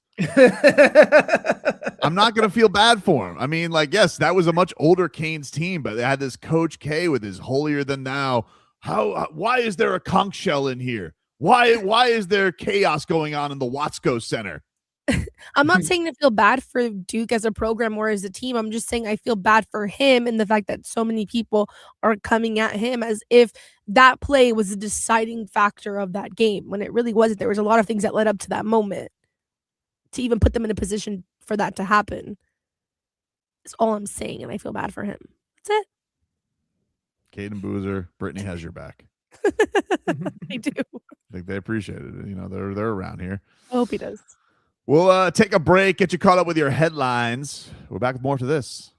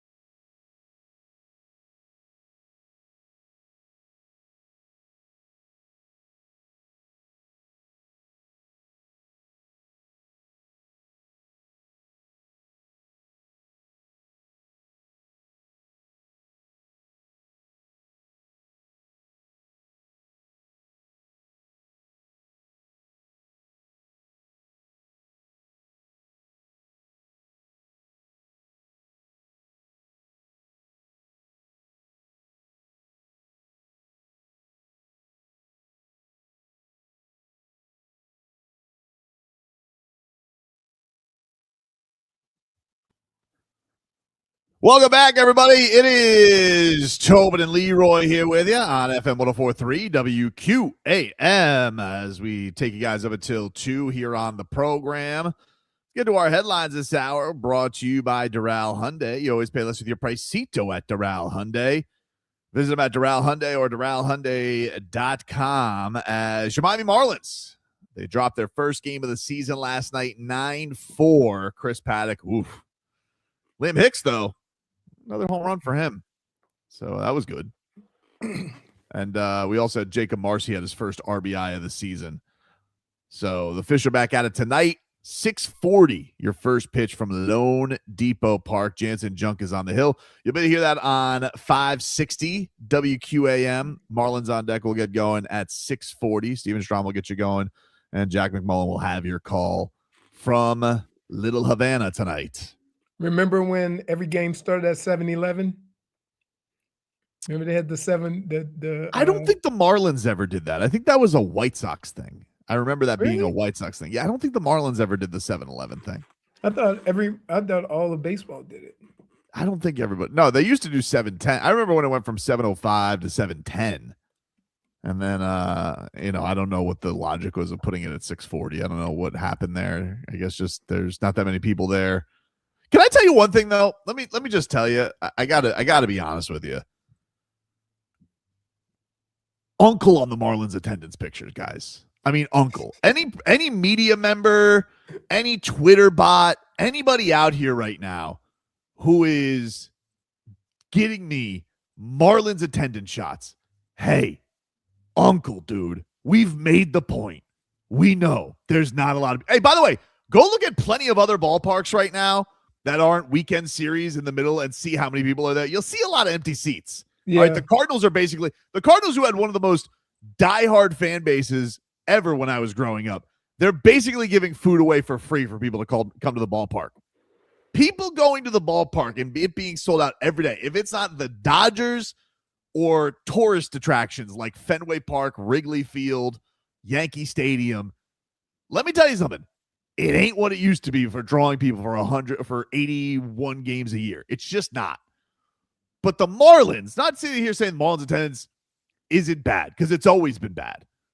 But Uncle on the attendance pictures already. Enough. We get it. You're not original. You're not funny. Maybe some of you are engagement farming and clickbaiting. Guess what, dude? They got a $3 payroll, a young team, haven't had a playoff game in that building. All right? It's not rocket science. The Marlins will draw when they consistently win or when there's cool bleep in town. This isn't rocket science. It doesn't need to be brought up for debate anymore. You guys you're wasting your time. You're wasting your time. You're not interesting, and you're not making any points. You want to know? It's already been done in town. The Florida Panthers won, have a rabid fan base behind them. That building is on the ball all the time, except for that loser Minnesota announcer, by the way, from the Wild, who thought he was cute putting something from the first period because nobody could get in the damn place because Sawgrass Mall was having a crazy sale. Let me tell you something right now. If you're an announcer and you take pictures of attendance that's not in the middle of the second period, second inning, second quarter, you're a jackass. You know it's hard for people to get into buildings. I don't know what buildings you guys go to. Maybe you're loser towns like in Minnesota where there's nothing to do except hunt moose. But please, do you know what it's like driving around this town? I don't think you people really have a grasp for what it's like driving around this town right now. At 5 o'clock, 6 o'clock? I really don't think the nation has an appreciation for it. All right. It feels like Final Destination trying to get to the Heat Arena. It really does. Oh my goodness. It's so scary. It's so scary. But and let's not forget, you can only take one ways to get to the arena. You can see the arena and you got to make 8 turns. It's crazy. It's like every single time I'm like, all right, I'm leaving the Heat game. What obstacle will I find today to get home? Like it takes me a half hour. There's nobody there, but there's just construction or fender benders. It takes you a half hour just to get to the turnpike from the arena. But I'm telling you guys, Uncle on the game 4, there's nobody at the Marlins game. It's Monday or Tuesday against the White Sox. You guys should go. It's a great time. I'm not sitting here saying the Marlins don't deserve your money because I've already spent my hundy on the streaming for the year.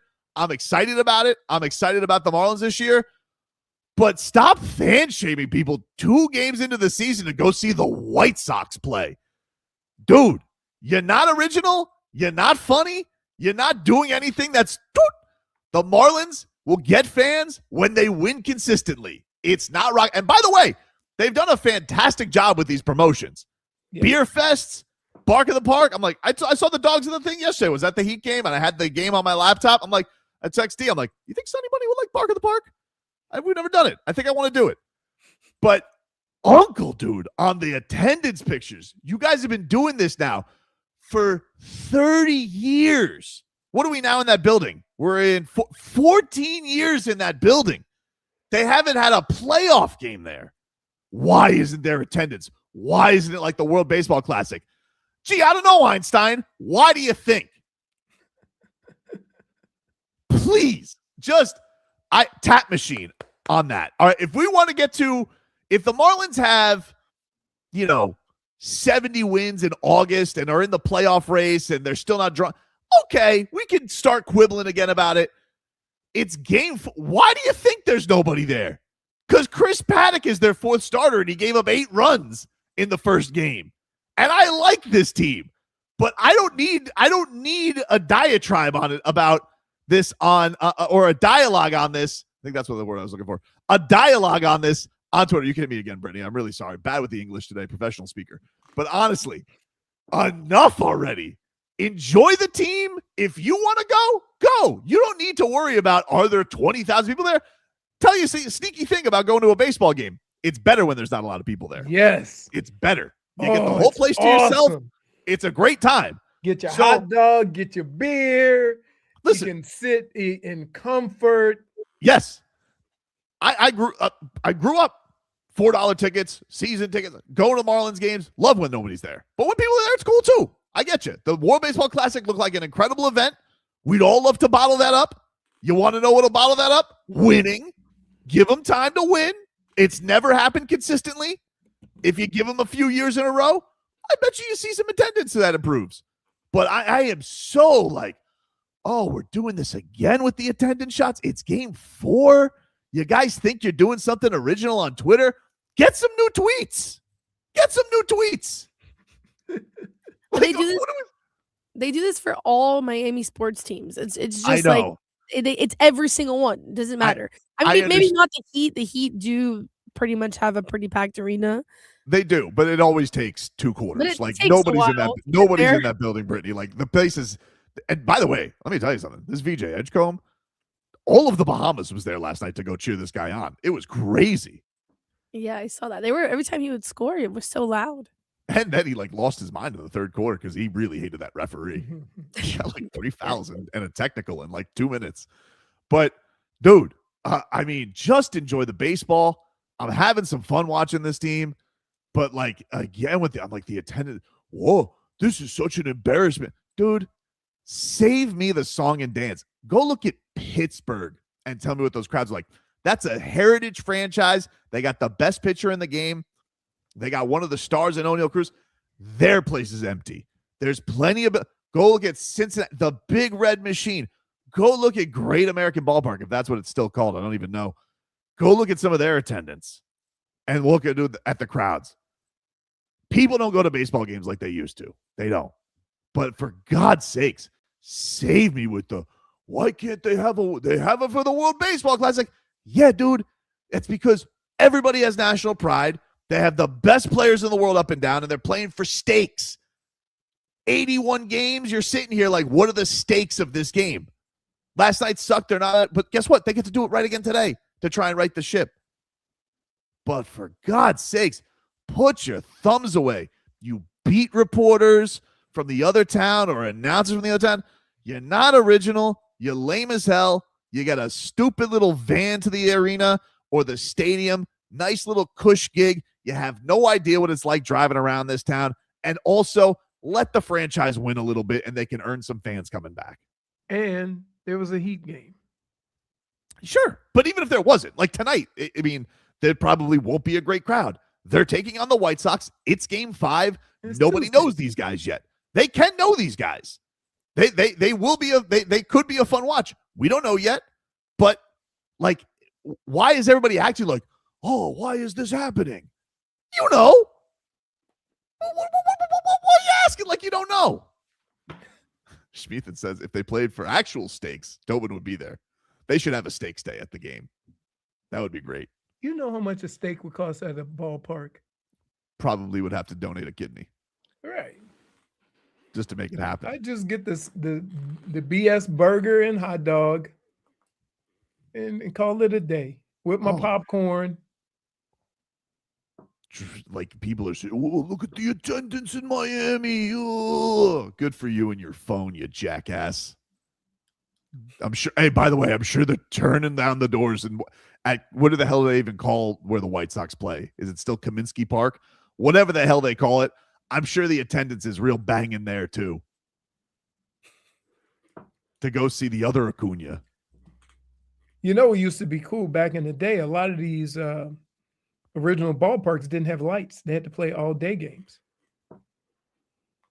Yeah, Wrigley. So I'm more than sure that in this time of year, they were empty too. Yeah, it's just like all right, dude. Like you're not doing anything new. All right, like if the Marlins were all right, if you want to be like the holier than thou guy when the Marlins, it's game 4. They just they're taking on one of the worst teams in the league. No star power in town. Well, why do we have to have a big thing about this? I know I just spent 16 minutes on it, and I apologize. You did. But it really just is like I just saw this yesterday come across my timeline. I'm like, we're still doing this. Although I'm gonna tell you something right now, Bruce. Hey, Bruce Sherman. I saw that new net worth reported in the Sun Sentinel. We need to be buyers at the trade deadline.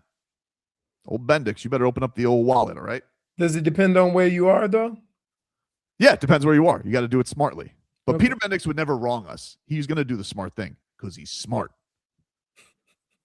He just sounds smart. Peter Bendix. He does.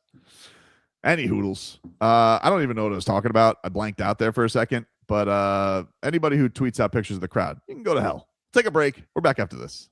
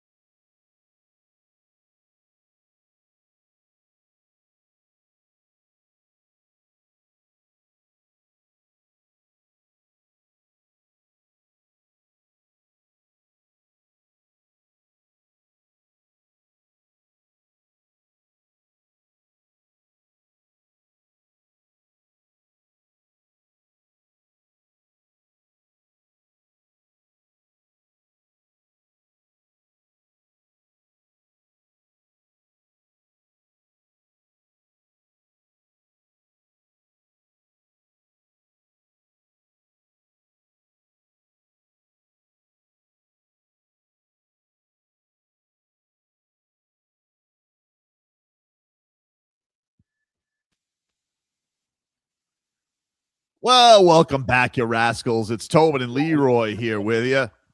Let's give away another pair of tickets to Disturbed. What's the number one song, Jennifer? Because your favorite band, according to the liner. Let me know. If you guys want to go see Disturbed at Hard Rock Live in July, be caller number. What do you want to do, Leroy? Let's go 3.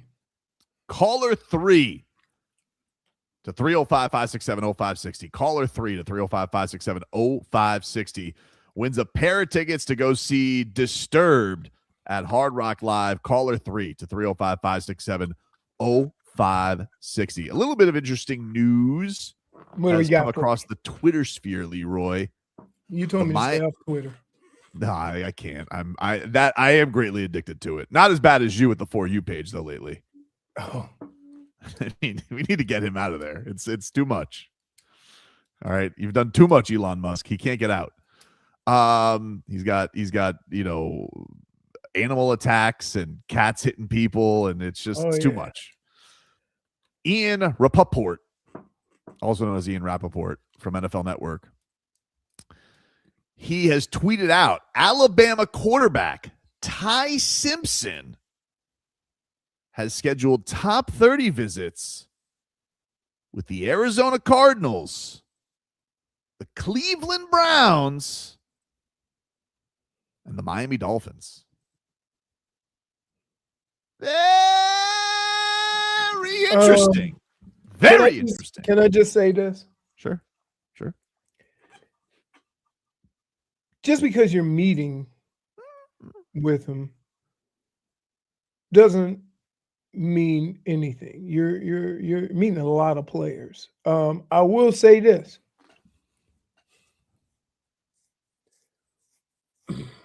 Based on what they have said, would you be shocked if they took him at 30 and sat him for a couple of years? Shocked is a strong word, but I would be surprised. Well, because here's why you do it with a quarterback. The 30th pick in the draft for an extra year. No, I get it. I understand why. I understand you get the extra year. Here's where I'm always going to be a little cautious with that position. Whenever we talk about a quarterback we think is talented but doesn't have a lot of starts, if you don't sit him, he doesn't get time to develop. And that's the dilemma. When you look at Indianapolis did it with Richardson, right? He barely played in college. Yeah. You look at some other guys. One of the biggest things, regardless of how talented he is, if you expect him to play right away and you draft a guy that's only had 15 starts in college, it's going to be a minute. Mm-hmm.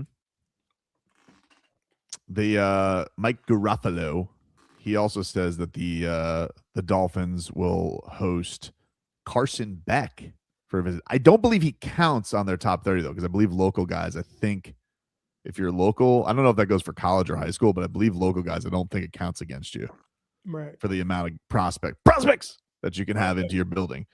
But yeah, I would be mildly surprised if they took a QB at 30, just because they seem to love Malik Willis. I mean, Jesus. I mean, they're fawning over Malik Willis. But keep in mind, they love Brett Favre. They loved Aaron Rodgers. I don't think they were both around for Brett Favre. Well, I'm just saying that's the system they come from. Mm-hmm. So would it be out of doesn't appear they love Quinn Ewers. Would it be out of character if they did it? No. The only thing is, we keep talking about the needs. Like, I'm not saying because we don't know if Malik Willis is the answer. So you always need to have a QB. And he said, like, I'm gonna draft a QB every year. Right. I'm just mildly surprised. Like, if you told me they took Beck in the 3rd, I'd be like, oh, that makes sense. But if you took Simpson at 30, even with the extra year, with all the things that we think they need, right? Yeah, that would surprise me a little bit. It would surprise me a little bit. But maybe they want to. It's two things. One, classic smoke screen. All right. You just throw a little smoke in there in the draft. Who doesn't love a little smoke screen in draft season? You know, you throw something. Oh yeah, we like him. And now all of a sudden, somebody wants to hustle up. You know, maybe they want to trade up with you because they think you like Ty Simpson. All of a sudden, it's like, the Arizona Cardinals panic. So it could be a classic smoke screen. Or maybe they do. Maybe they are just doing their due diligence in case, because maybe they think, 15 or 11 is ridiculous to take him, but maybe they do think that bottom of the first round, there is value with them there.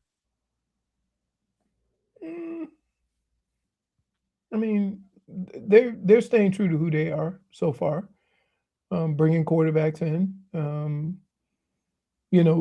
evaluating quarterbacks because they say they're going to take one every year. It doesn't mean, I don't think them taking a quarterback has anything to do with what they think about Malik Willis. Nothing. I just think that they believe that this is part of their plan. They said it from the start. So why not bring in the quarterbacks? Why not evaluate them? Why not? I think if,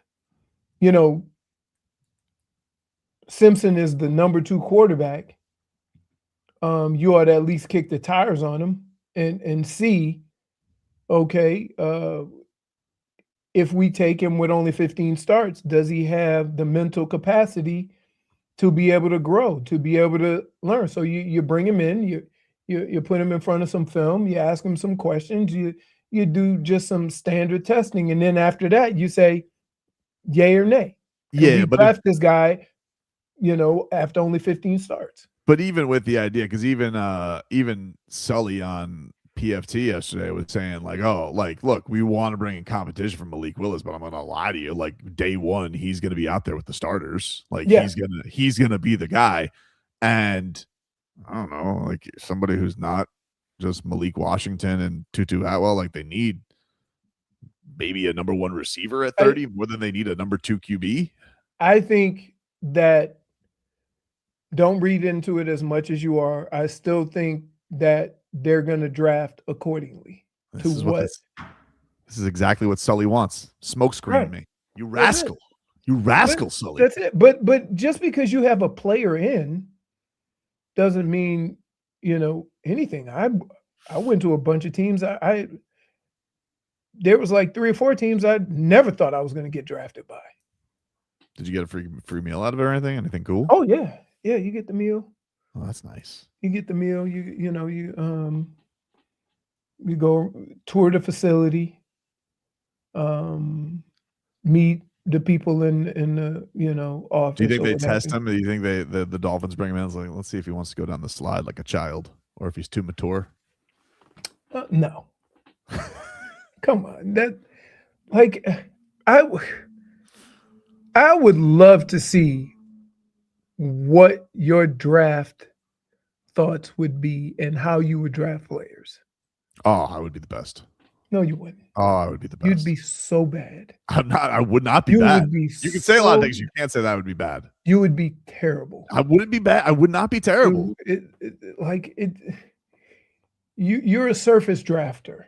What? Right? You heard me. You call me shallow? Yes, you get feel good. He's like, ooh, he's fast. Draft him. No. You know what you are? You're the Oakland Raiders. No, that's not true. I'm not the Oakland Raiders. How can you say I'm the Oakland Raiders? I want Ruben Bain. Ruben Bain's got T-Rex arms. Fast. I want. What just happened to me there? Anyway, we got to take a break. We'll mix things up in the mixed bag next.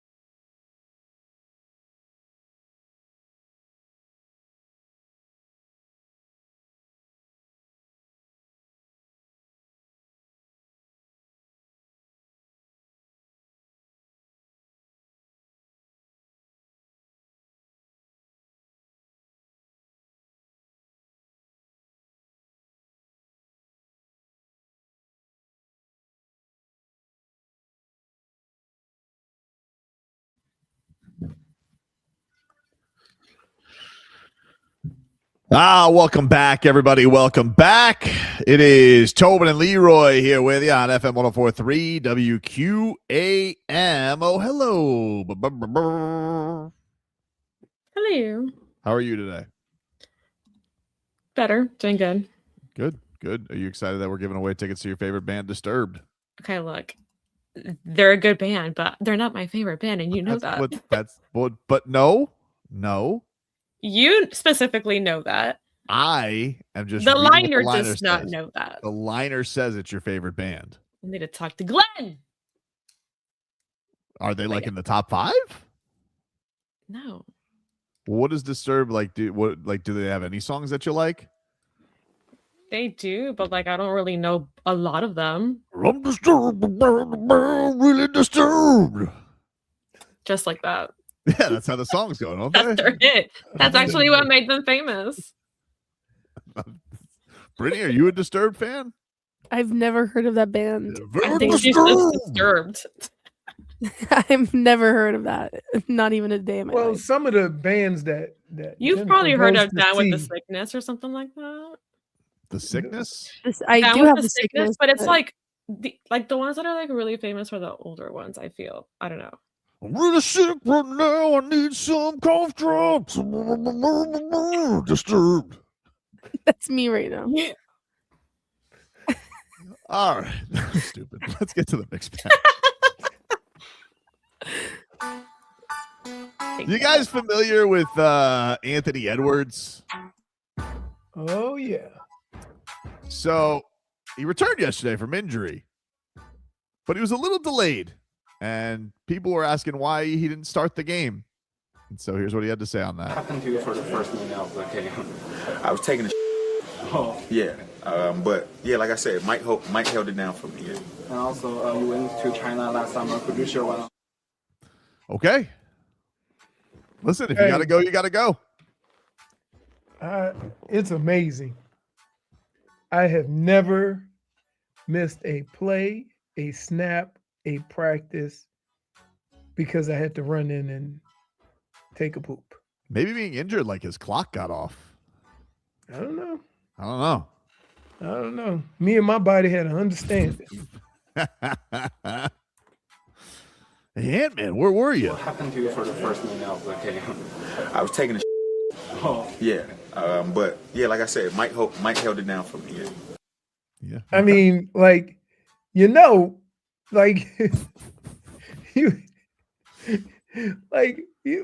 had to know. He right? was honest, Posh. No, but He's very honest. you had Very to know honest. that he probably had to use the bathroom or something, right? But like a part of me feels like he's saying that as a joke.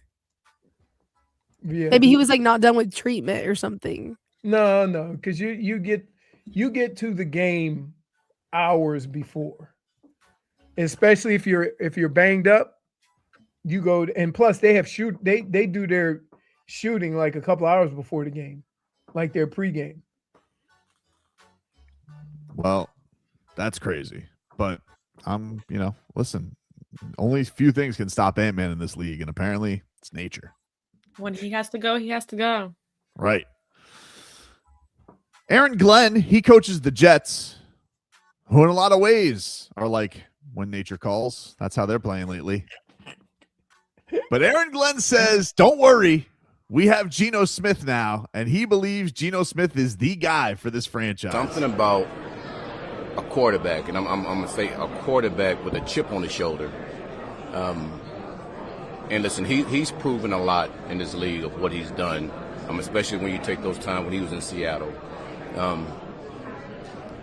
Listen, he fits exactly what we're trying to do. So obviously we've created an identity. The foundation of our offense is pretty good now. Like, I just feel like he's the guy that's going to lead us to the promised land. He's the guy that's going to touch the ball more than anybody else on offense. And listen, I know he had his struggles, and I think a lot of quarterbacks, they have their struggles. If you look at over the last 5 years, the guy that's thrown the most interception. I mean, the top guys are up there. Okay. Promised land, huh? I mean, what is the promised land? They ain't even had. Well, people are already memeing on Twitter. Because Seattle didn't think he could get him to the promised land. The people on Twitter are saying the promised land is a picture of Arch Manning. That's the promised land. Promised land. That's strong. Very strong from I mean, Coach Glenn there. I would have to say you do have to have a strong conviction when you bring guys in, and they appreciate that. So, if anything, that's for Geno. Trying to think, like, how many situations do we know? Because the reclamation project is become very chic, but he's kind of already done his reclamation. Now he's on back to the old team. Like, has there ever been a reclamation of a guy who was a bust with you and then came back, was successful with your team after a long trek?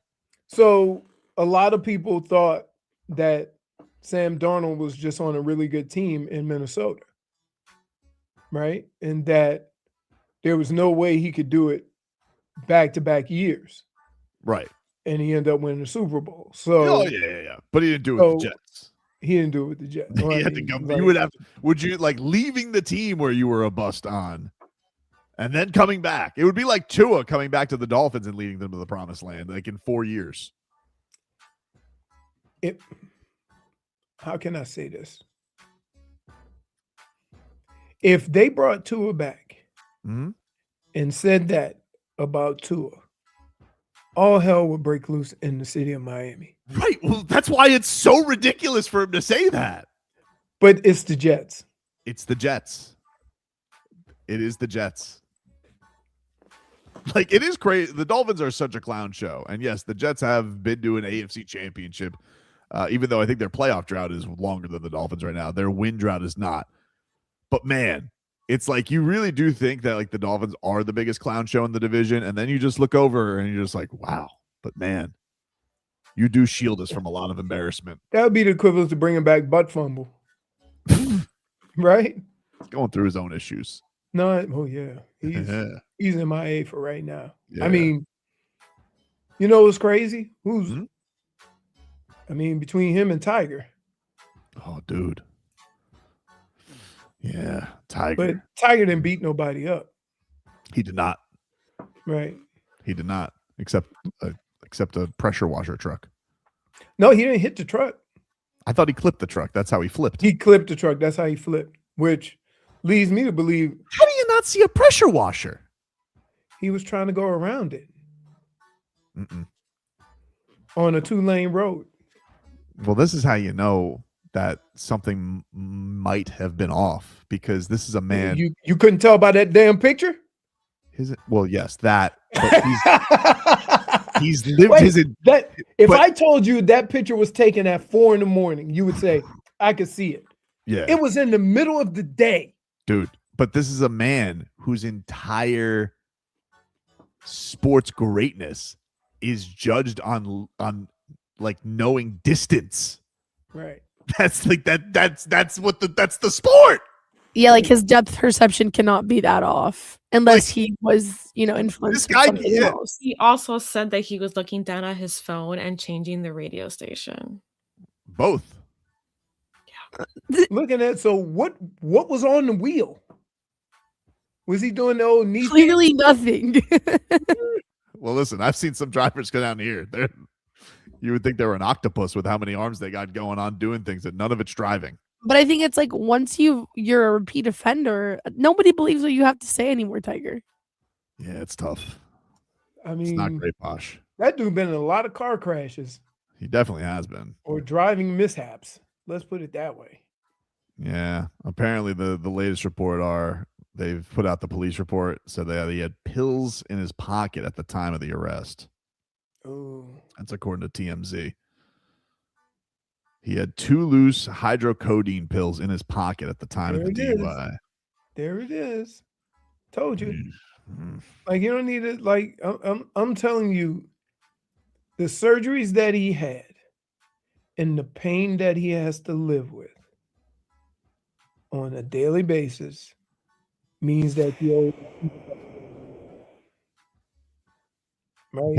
Blanked out there. I think your microphone cut out.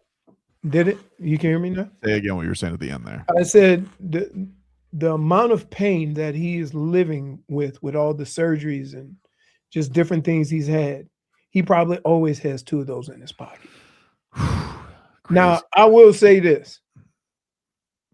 Being through that when I first got done with football and basically spending almost 2 years just in bed because of all the surgeries I had, it was the hardest thing I ever had to do was stop taking pills to feel better. Yeah. But because I was never into that, it was easier because I didn't like the way I felt. Right? So, but for some people, it makes them feel good and they can't stop. Crazy situation for Tiger. Also, by the way, I should mention Barry Jackson. This is off topic, but kind of putting a bow on what we were talking about last segment. He said that Ty Simpson's 30 visit with the Dolphins suggests some level of interest. He is the 8th confirmed 30 visit. Carson Beck does not count because he attended a South Florida school. So it doesn't matter college or high school. He doesn't count on the list. Okay. So there you go. Speaking of QBs, though, Jon-Eric Sullivan was on Pro Football Talk, and this is what he had to say on Malik Willis. How quickly you get the job where you and Jeff like, all right, let's sign Malik now? Like, how quickly did you come to that determination? You know what? I mean, I'd be lying if I said we hadn't talked about it along the way. Yeah. Both of us are huge fans of the person, Malik Willis. Phenomenal guy, very even keel. Yeah. Thought he could handle the ups and the downs. And then obviously the skill set. We feel like he's an ascending player, extremely athletic, got an elite arm, can attack all 3 levels of the field. Totally. And he's the right kind of guy. He's the right kind of teammate. So, quite frankly, it was a fairly easy decision. We didn't know if we'd be able to get him or not. Obviously, you're competing with other teams. It worked out. We're excited to have him. Malik knows he's got to come in and compete. We're in a situation in Miami, nothing's going to be given to anybody. I don't care what your salary is. I don't care what you – now, look, somebody's got to run out with the first team day one. Yeah, Malik's going to be that guy. Yeah, right. And I would be lying if I said otherwise. The expectations for Malik are high from Half and I and everybody else. But at the end of the day, just really excited to get him into place. I think he's going to be a great asset to our team. Well, I hope that he starts with the guys. I mean, I hope he wouldn't bring him in. He wasn't going to get an opportunity. I mean, it's more of an opportunity, more than an opportunity. Yeah, like I'm hoping that he's going to be the guy that they trust. He's the guy they trust, but he's still got to be able to do it, right? Mm-hmm. If some strange reason he loses his job to Quinn Ewers, so be it, right? They can live with that, and that's kind of how you have to go into this. You have to go into this that we are going to put the best guys on the field to win games. And you think you bring a guy in thinking because you know him that he could be that guy. But if it plays out differently, you also have to be big enough to say, okay, here's who gives us the best chance to win. Finally, Paul Maurice, this morning skate. Sam Bennett is back in the Cats lineup because the Bennetts just had a baby, which all the Panthers are apparently having babies because apparently when you win the Stanley Cup, that makes you want to have babies. And so here's what Paul Maurice had to say on that. 8-9 guys who've just gone through it, and then Benny's now a part of the club. I'm telling you, that 2039 Pee Wee team for the Florida Junior Panthers, you want that job. Yeah, Sam Bennett left the night before the Islander game because Zoe went into labor. So Sam Bennett has a new healthy boy at home. I will just tell you this, we got 2 more of these coming, I think, before April 16th. So unavailable to play, more details to follow. That's code. It's just a great positive experience. Now we've had, I don't know, there's 8-9 guys who've just gone through it, and then Benny's now a part of the club. I'm telling you that, what are we? The 2039 Pee Wee team for the Florida Junior Panthers, you want that job. Bull Forsling crushing people on the blue line. He's already, like, he'd be our third biggest defenseman, I think. I mean, that's amazing. he is like, that sounds like a man that's been through so much this year that he's just embracing it and just dealing with it. I mean, could you imagine Baby Bennett and Baby Forsling? I mean, they're going to kill every team. I mean, they're going to lead Pee Wee in penalty minutes as well, but like they're going to kill every team. Do you think the Twins are also going to be in the same game? Could you imagine little Bennett saying, "Son, you can't do that. You do it all the time, Dad. You're dressed like a Peaky Blinder to the games." It's like, you're not even supposed to watch that show. Kicking ass and taking names. We all saw what you did to that goalie. Let's not talk about the gold medal game when you broke that guy's face. Grandpa's not over that one.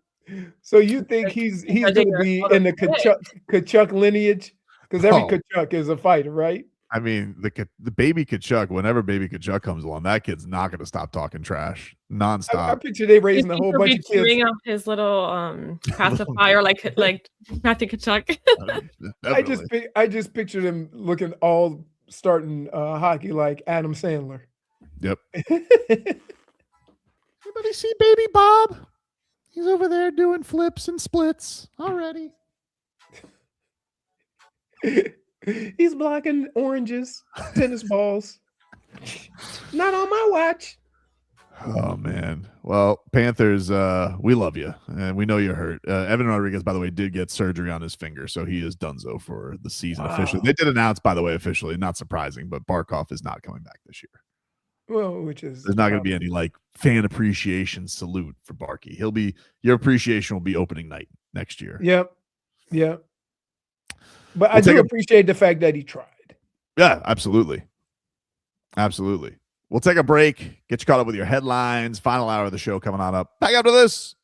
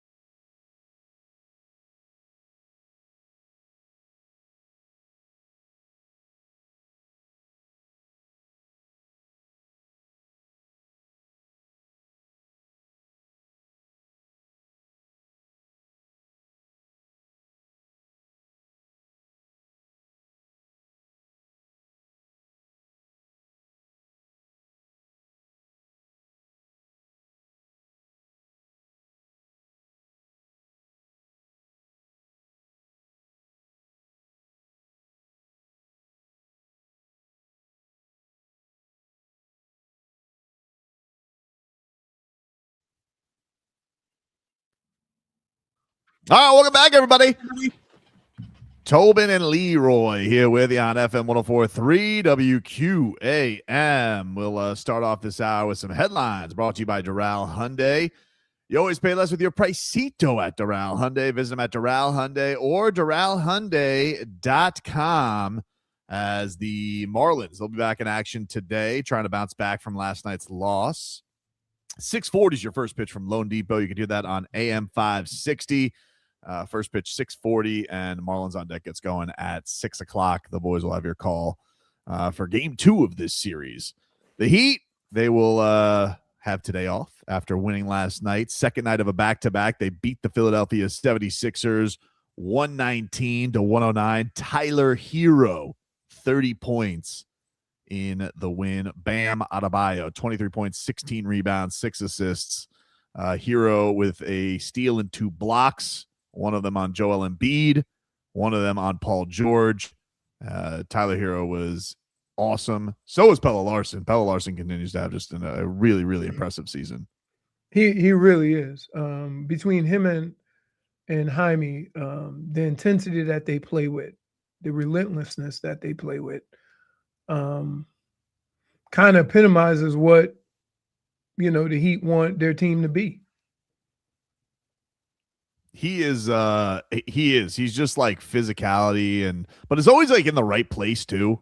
Like it's always there for putbacks or getting an extra possession and all that stuff. Like, it's just like, it is like the epitome of like a super role player, but he just does everything so well. And you can see why the Heat want him out there as much as possible. And now they're in a situation where he's back starting again because Norman Powell's hurt or sick. So we'll see. They're back in action on Wednesday. The Celtics are in town. As far as the standings are concerned, the Miami Heat still in Plainville, still residing where they reside, which is in Plainville. They are 9th. They got one more win than the Hornets, who are 10th right now. They're a win back in the loss column of Orlando, who has also been playing terrible. Who's Orlando got tonight? They got the Suns tonight. Not an easy one. Not an easy one. Yeah, not an easy one. Didn't Bam say they were trying to lose? Who? That wasn't the Suns. That was the Utah Jazz. Sorry. The Jazz, yes. The Suns have been sneakily frisky this year. They're not terrible like they were last year when they had KD and Bradley Beal, and they tried to bully Bradley Beal. They are. I don't even know where Bradley Beal is right now. He nowhere. He was on the Clippers, but he was out. He got hurt very early in the season. Oh, that's right. He had a hip or something. Yeah, right? he had a hip injury. Oh. So he's nowhere. And then you have above Orlando, you have Philly. Philly is 7th. They're 41-34. So the Heat, couple back in the loss column on them. And then out of Plainville is the Hawks, who have been playing really, really hot basketball. They'll close the regular season against the Hawks. And then the Raptors are 5. He'd have 2 against the Raptors next week. Okay. So, not impossible to get out of Plainville, but also not likely with how inconsistent they've been. Oh, okay. Thank you. That's all I wanted to hear. Unless things start to come together and we found a little something here. Because if we are going to lean into Tyler and Bam, and all of a sudden these guys, everybody knows their role, and if these guys can continually play 43 minutes a night, and Bam Adebayo only comes off the floor. Wait, hold on. You do realize what's going to happen playing Tyler Herro 43 minutes. You know what's going to happen. Listen, he was great yesterday. He was. He was great. But he's also, and this is not me, I'm just calling it like I see it, been fragile. Oh, I thought you were going to make a defensive thing. Yes. He's got plenty of durability questions. That's fair. I would give him a game ball for his effort yesterday. He was great. He was Forget really, the really scoring. Good. The fact that he was willing to get his hands a little dirty on the defensive end. He was fantastic. Saw our guy Low Dog yesterday. Saw Kyle Lowry at the game. Super early as usual. Did he ever take his warm up off? No. No, he did not. And he's getting what, 20 something million? No, he's back. He's like on a minimum now. He's really? done with the big contract. Yeah, he's done with the big contract. No, he's just hanging. He's in his hometown. He's enjoying Philly. Right. But I'm sure he's enjoying his trip down here because he can golf. He loves the South Florida links. He was hanging out pregame yesterday. Asia Wilson was there pregame, and then he was. Don't worry about it. Saw somebody buy. Bam Adebayo whipped the basketball right at him. You know what's amazing? The relationship that Bam has with every player in the NBA. Yeah. That doesn't happen. Like it should be so easy for Bam to hook up with somebody. Hopefully it's with the Heat, but yeah. I'm very terrified about this summer. Why? I don't know. I don't here's what makes what Chris Bosh and LeBron James did that a lot of guys wouldn't do. They came here to join with D Wade, knowing that it was D Wade's team. And the only way that changed was D Wade told LeBron, you got to go, right? After I don't with the bit in the finals, he told him that. I don't know. Patrick Beverly. I don't know if Bam wants to give up his status and his responsibilities to go somewhere else and and have to kind of play. I don't think he does. I don't think he does either. But I do think that I think anybody's going to have those questions, right? Like if your organization continues to not put the right guys near you, and you get, you're staring 30 in the face, and you're like, all right, what do we do here? Like, is it going to happen? Like, I agree. I don't think it's going to happen. Right. But like if they go and they get curb stomped in the play-in, or they get absolutely boat raced by the Celtics again, because nothing is out of the question that it would happen. Here is what makes me think that he's going to be a Heat lifer. One, he's very durable. He's a guy that the organization can depend on week in, week out. And two, all he talks about is moving up the list and being one of the greatest Heat players to ever play.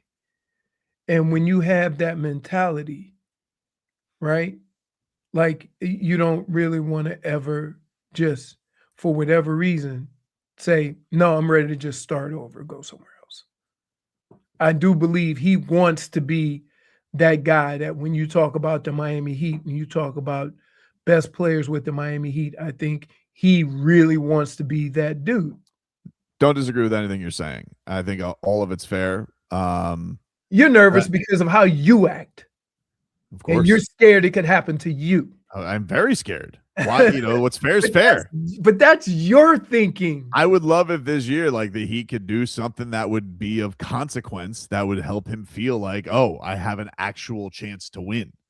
Right. Mm-hmm. And look, it doesn't always work. Look at the Magic this year. They traded 4 first-round picks for Desmond Bain. They're literally in the same place as the Heat. Now, Franz Wagner's been hurt a lot this year, but he's always hurt.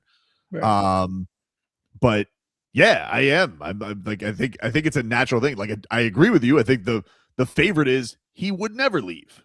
He loves it here. It means something to him. I think he wants to hold a championship and do it with the Miami Heat. But if you continue to, throw these moves at him, like, this isn't going to get it done.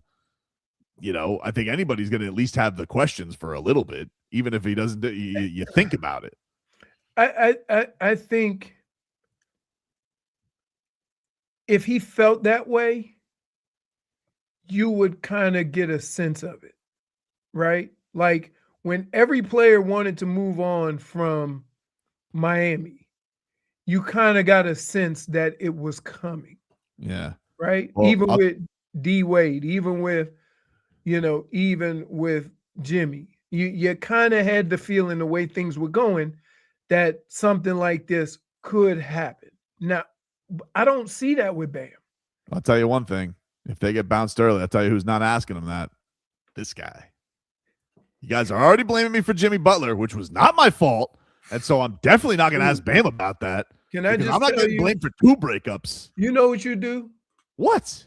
You put it into the atmosphere. I'm not putting it in the atmosphere. Look at the looks. Wasn't even looking at me. You don't want them looks. Look at You that. don't want that look. The one where he said I was pot stirring was when I went to his charity event and asked him about Dame. That's when he claimed I was pot stirring. See? But that You're wasn't always fair. pot stirring. You I'm love not always to pot. stir No, the pot. that's not fair. I do not stir love the it. pot. I am not a pot stirrer, and I am Mhm. not a troublemaker. Okay, that's not Sure. what I do. Okay, I Really? love the Miami Anyone Heat. I who would doesn't never know want you. to make. I would never want trouble with the Miami Heat because I want the Heat to win. Why would I want him to leave? No one wants him to. Well, from the show. I'm not a pot stirrer. Tate I gotta South is tell like you, an old, I like an old witch. gotta tell you. There's been a lot of your conversations with people that have led to national attention. But that's not my fault. That's not Let's my not fault. forget They're the not my infamous words. 790 flag. It's not my fault. You're asking the questions. Wait, let's review. We got the incident with the Paul brothers. Oh, that's ridiculous. Really? mean, that The was Paul just brothers wrong. are him and Floyd. I was just in Him the and wrong place Floyd. at the wrong time. Oh, really? Floyd Yo, Mayweather was very mad at me. Your mic flag just never left the camera. Never left. It was Right. all over every possible Then- publication. Let's move it forward. The Pat Riley asterisk. Oh man, that was a completely fair question. And the other thing is, that was a 4-minute answer. It was one line. He was talking about Wilt in the answer. Then let's not even talk about the Jimmy Butler incidents. You don't have to put plural. It wasn't Oh, plural. it was a bunch. It wasn't Dude, it was plural. a bunch. I'm shocked he didn't just walk out the way you were asking him Come those on, there's questions. no way it wasn't multiple. Oh, you didn't ask him. What about the questions you asked him these about days. Pat? There was a lot of drama. I thought it was a fair question to ask if he had talked to Pat Riley. Fair question. No, that's a pod stirring. Pod That's stirring your question. pod stirring. Yes. It's Yes, not a monster. Yes. you are.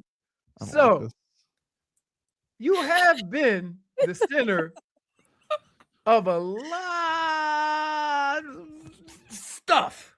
This is why I'm not saying anything to him. Because everyone's going to Yeah, blame you me. don't Because intend everyone's on gonna doing blame it, me. but Wait then a minute. somehow it's gonna Wait lead a to minute. it. Here's what's going to happen. Tobin's going to ask something. Then everybody's going to start questioning whether Bam wants to be here. And Tobin's going to come to us and say, it was a fair question. Had to be asked. It is a fair That's question. how you hide behind it. If it No. would be asked of him and they lost in Playinville and I asked Bam Adebayo, do you have any questions if you could win here long term? Like if you asked him that, it's a fair question. It's a fair question. Tobin, Or stop throwing it out there already. Stop you doing dare. that. Or Mushing it. you could mush him into start thinking that way. Exactly. What if he never had What? questions and then you No. brought it What up? if he's like, huh, I never thought about it till you brought it up.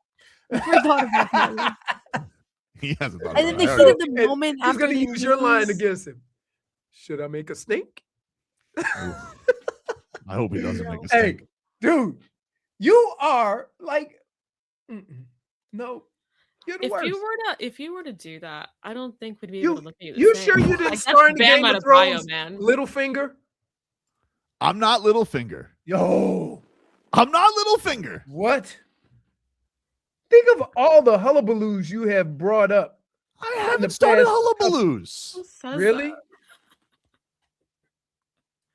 Take a break. All the ruckuses that Oh all my Remember, started you with were a banned Tobin from the question. Florida Panthers, okay?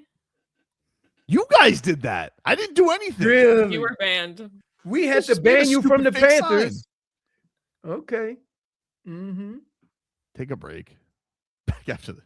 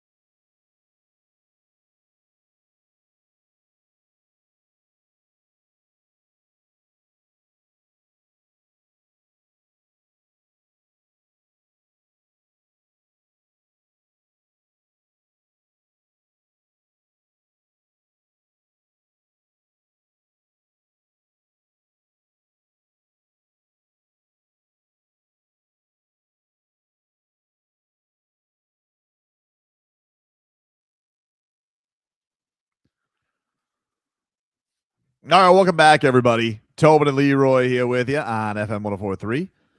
WQAM, streaming live on YouTube and Twitch, 104.3 WQAM on YouTube, Miami, 104.3 WQAM on Twitch. Lita Ford says, Tobin's already put his resume up with ESPN Vegas. Title page, always Bam. Not going to Las Vegas. By the way, speaking of Bam Adebayo, the NBA have just tweeted out the nominees for the Sportsmanship Award finalists. And Bam Adebayo is one of the 6 finalists. How can you not give it to Bam, who just got choked out and is laughing it up after the game? Really crazy. I mean, Yeah. honestly, that should win the award right off the bat because of what Joel Embiid was doing yesterday.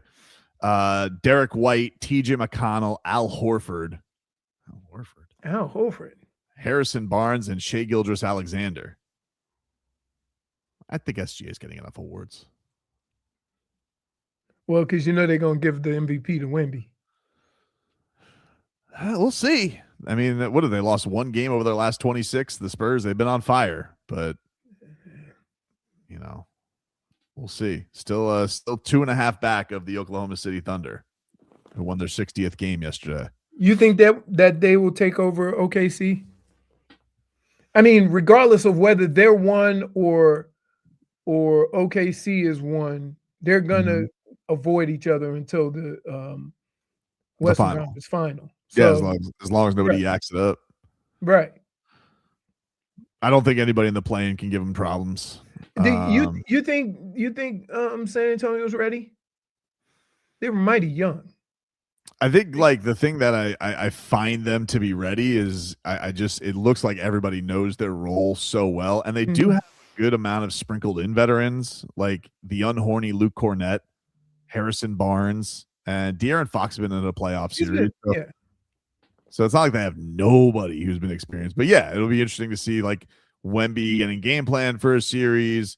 Could Castle and Harper handle, all the trickery and physicality from OKC in a series? Don't know. That's going to be interesting. OKC is big. Big. They play really rough. Really rough. So that'll be interesting. That'll be an interesting test. But it's not like San Antonio's a soft team. Like they play Right. hard too. But it's different when you're in a series and you can get those things from time to time. So I would lean no, but I don't think I don't think we could wrap our mind around what this specimen is that they have. I think it has more to do with OKC and less to do with San Antonio. Yeah, and it also has to do with is Wembanyama ready to step up and dominate Chet in a series? And if that's the case, then Is that crazy? Hmm? 2 bean bowls going against each other. yeah. One's how tall is Wemby 7'4"? They're saying 7'5", 7'5", and Chet is what, 7'2"? 7'2". And between the both of them, you can make a fire. They are very thin. If they rub legs the wrong way, a fire might spark up. Yeah, they are very thin. But yeah, I don't know, man. I don't know if I buy. I don't think you can necessarily do the young thing with them just because I don't think we know what this alien can do. And it could really be ready, but they got to deal with OKC. Yeah, OKC is really good. Right. They're loaded. They actually they have everything. They have everything right now. The Heat tomorrow will be taking on Boston, who lost to the Hawks yesterday. They were arresting some guys in the midst of that because they were on the second night of a back-to-back. So no Tatum yesterday, but the Hawks were able to get the best of them, 112-102. So the Heat will try and keep things going tomorrow against Boston, which would be nice. It would be nice to see the Heat continue this. It'll be interesting to see if Powell is going to be back or not, and because Mess up usually, the lineup. Yeah, kind of. So my question is what are your feelings going into this game tomorrow? Because you've been on a little bit of a roller coaster, my friend. What am I confident?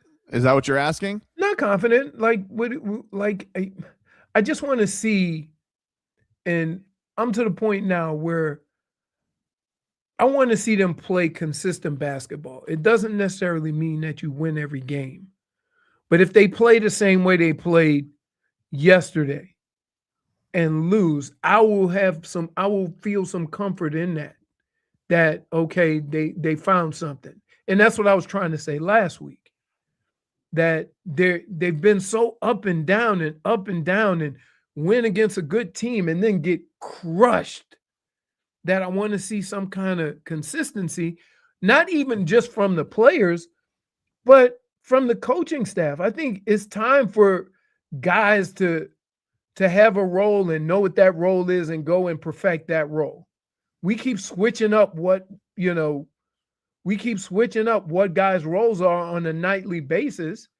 And I think you need some consistency in order to, play at a high level on a consistent basis. He didn't play a lot. Like, he played a lot of guys by number yesterday, but he only played really like 6 guys significantly. Like, he played his starters, he played Jaime, and then Khalil played.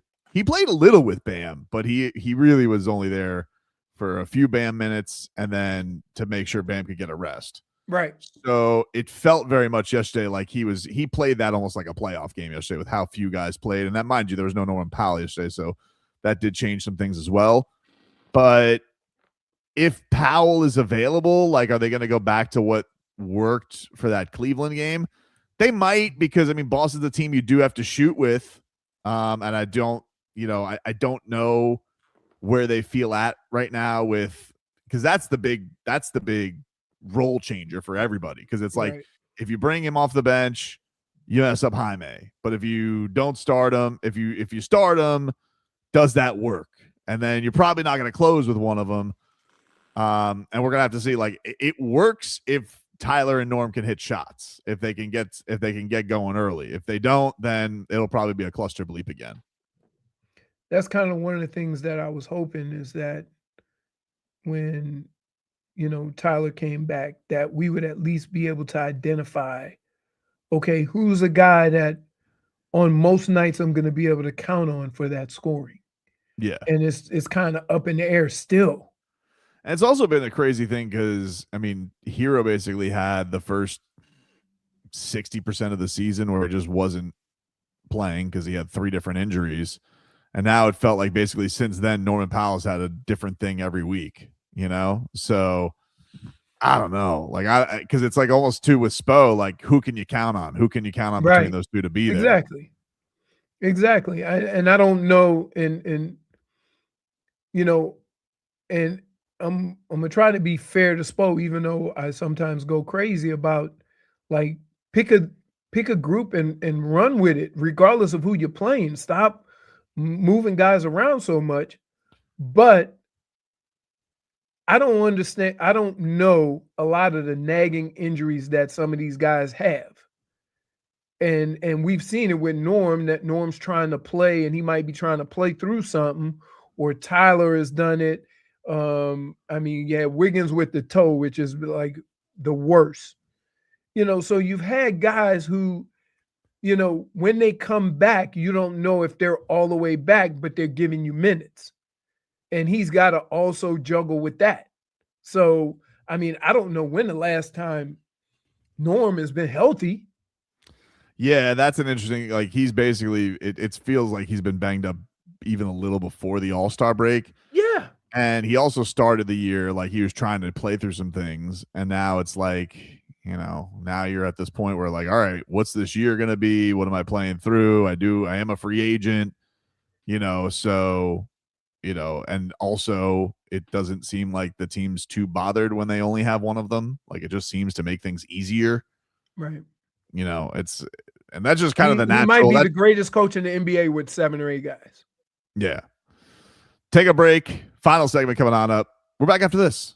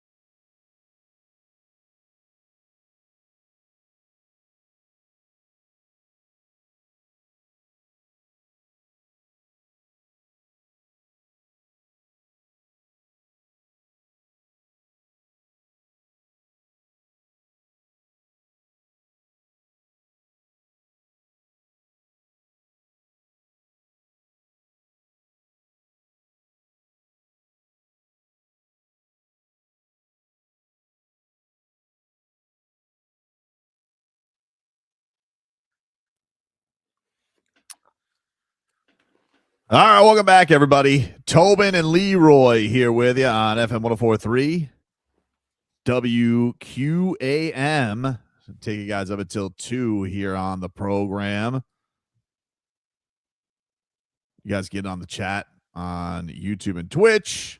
And if you missed any of the show, you get the Tobin and Leroy podcast available for you on all podcast platforms. And, of course, watch it back on YouTube and Twitch, 104.3 WQAM on YouTube, Miami 104.3 WQAM on Twitch. That's where the clips are at, everybody. And we appreciate you guys tuning in. There is a report out there that the Dolphins will be back on the international circuit this year. They are reportedly, according to Jennifer Lee Chan of NBC Sports Bay Area, that the Dolphins and 49ers are going to play in Mexico City next season, Leroy.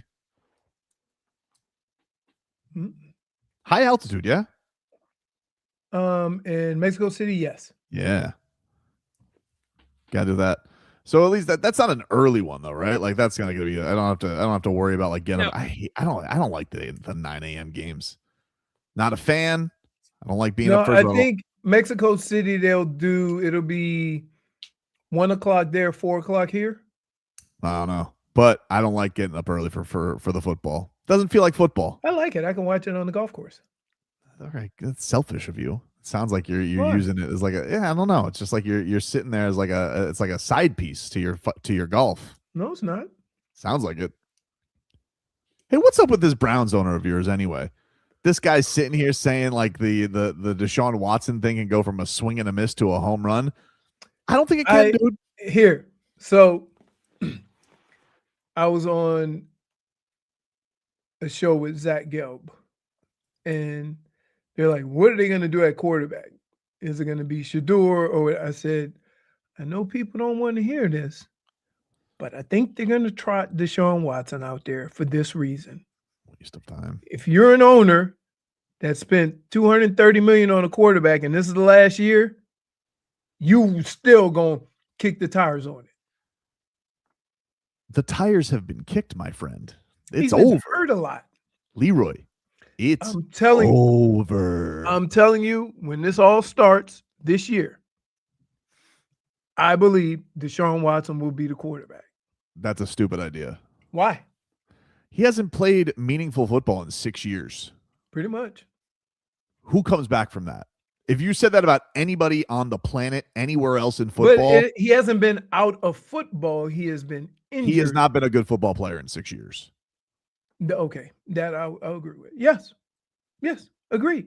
Like, what are you hoping to get? It's like hoping the Easter Bunny hops in here. If you spent, which he only does on Easter kids, by the way. If you spend $30 million to have the Easter Bunny hop around in your yard, like, yeah, you waiting for the Easter Bunny. I'm just saying, like, it's like. But don't all Browns fans just want Shador Sanders? Like, nobody cares. Everybody's sitting here like, you want Shador Sanders. I saw that he changed his number yesterday. The vibes are up. Why are you going to try and go back to the, like, I see yesterday he's like trying to compare it to Sam Darnold. I'm like, they're not the same. No, they're not the same. They're not the same at all. Here's the thing. This is the thing that Sam Darnold is going to do. And this is the problem. Sam Darnold is going to sit here and give everybody's bad decisions an excuse to maybe it'll work out. And that's just not going to happen with everybody. But the difference is here's the problem. Sam Darnold was only bad when he was with the Jets, and then he, backup role and spot. But then when he became the starter and he had the full season or whatever, he's been good for the last 2 years. So he was only damaged goods by mind, not by physical traits. So what I would say to you is sometimes the circumstance in which you play a large role in your success. I just think they're going to try. They're going to try. It may not work out, but I think starting the season, everybody's going to be like, why is Deshaun Watson playing? Because the owner probably said, hey, kick the tires on that thing one more time. Nobody can just say, it's been kicked. Nope. He's not good anymore. Okay. Like, why can't they just be like, he's not good anymore, boss? Guess what? We tried. Damage is done. I think they got new people in there too. Yeah, well, I would tell the new, like, if you're going to respect the new people, like, imagine if Stephen Ross was like, hold on. Imagine if Stephen, hold on. Imagine if Stephen Ross hired Hafley and he was like, make the Tua thing work, dude. Like, No. you He know, wouldn't have took the job. But here's like, why would you saddle new people with a guy who's hasn't been good in 6 years? It's stupid. A lot of money. Like, I don't know why you think it's easy for an owner to just admit that was a bad choice. And he's basically saying, if we get one great year out of it, but they won't. It may not, like history says that dude hasn't played good football in a long time. Yeah. However, they're gonna see. But it also I believe hasn't that. just been health. Like, when he played, he wasn't good. He's never been good with the Browns. No. He's turning, like, he doesn't look anything close to, like, when we were talking about, oh, should the Dolphins go after, before all the scandals, when all the Dolphins, should they go after Deshaun Watson? Because he very much wanted to be a Dolphin. Like, he was wearing Dan Marino shirts and all that stuff. Yeah. Like, this was a guy that was saying, oh, he could be MVP of the league. That's an eternity ago. That's a career ago. It's like weird hill to die on here, Gramps. I'm just like, I honestly think it's a weird hill for the owner to die on. Like, if I'm Jimmy Haslam and like, you would think he would be bulletproof to bad QB situations at this point, you know? Like, I would be like, look, the fact that he said that is not shocking to me. Ugh. Like, I just think that, contrary to popular belief, owners spending $230 million for a quarterback who's done nothing, we gonna squeeze that turnip. It's been squeezed. Not yet. It's You're right. squeezed. He may not end up being, and then let's just be clear, he may not end up being the quarterback. So there's that. Like, he could very well lose the job to Shador or to the Oregon quarterback, Dylan. But I think going into it, he's gonna be the guy. Oof. Sorry. I guess you only have to listen to it. You won't watch it. And there's Deshaun Watson again. Yep, still terrible after 6 years of being a bum. Like, it's crazy, man. Dade South says that. No. What do you mean, dude? No, absolutely not. I'm all for the fun and games. Too much, Dade South. Too much. Would you consider this also too much? Oh, I don't like that. What? He turned me into Varus. I don't like that. A Dade South original, by the way. I don't like that. Wow. You're a real bastard, Dade South. Gotta tell you. Everybody's having fun. One, I am not a pot stirrer, and two, I don't like that. Yeah. I'm not disagreeing with anyone who says Deshaun Watson hasn't been good, won't be good. I'm not arguing that he's going to be good. But that's a lot of money to not even get anything. I think the owner is going to say, let me see it with my own eyes. A healthy Deshaun Watson being bad, and then I will give up on that dream. I think that's what I would do. Why?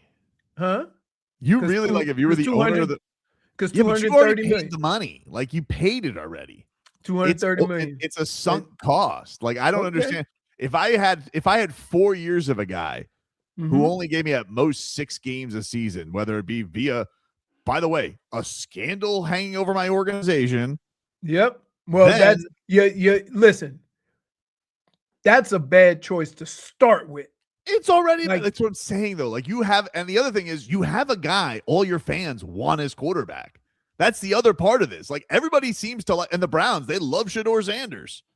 They want to see him be the QB. They're like, cool, do the watch thing. We all love it. Except for the guy that signs the checks. Seems weird. It doesn't, but again, it doesn't mean that Shedeur is not going to be the quarterback. I'm just saying, going into it, I really do believe they're going to try to go with Deshaun Watson. Do you think he would even get an opportunity? Like, if he was cut loose? I don't think he would. I don't think anybody would bring him in. Nope. I don't think any of these teams would Which bring has him usually in. been the case for a Browns quarterback. Crazy, man. Anyway, that's our show for today, everybody. Hope everybody has a great night. Cats, see if you guys. Oh, you don't have to. We'll tell that story tomorrow, Jennifer. It's too late to bring that up. Cats, good luck to them. Fish, look to bounce back, and we'll talk to you rascals tomorrow. If he comes here to block, can we call him Peaky Blindside? You wasted some perfectly good bacon on a nut. I'm beautiful. I'll see y'all when I see y'all.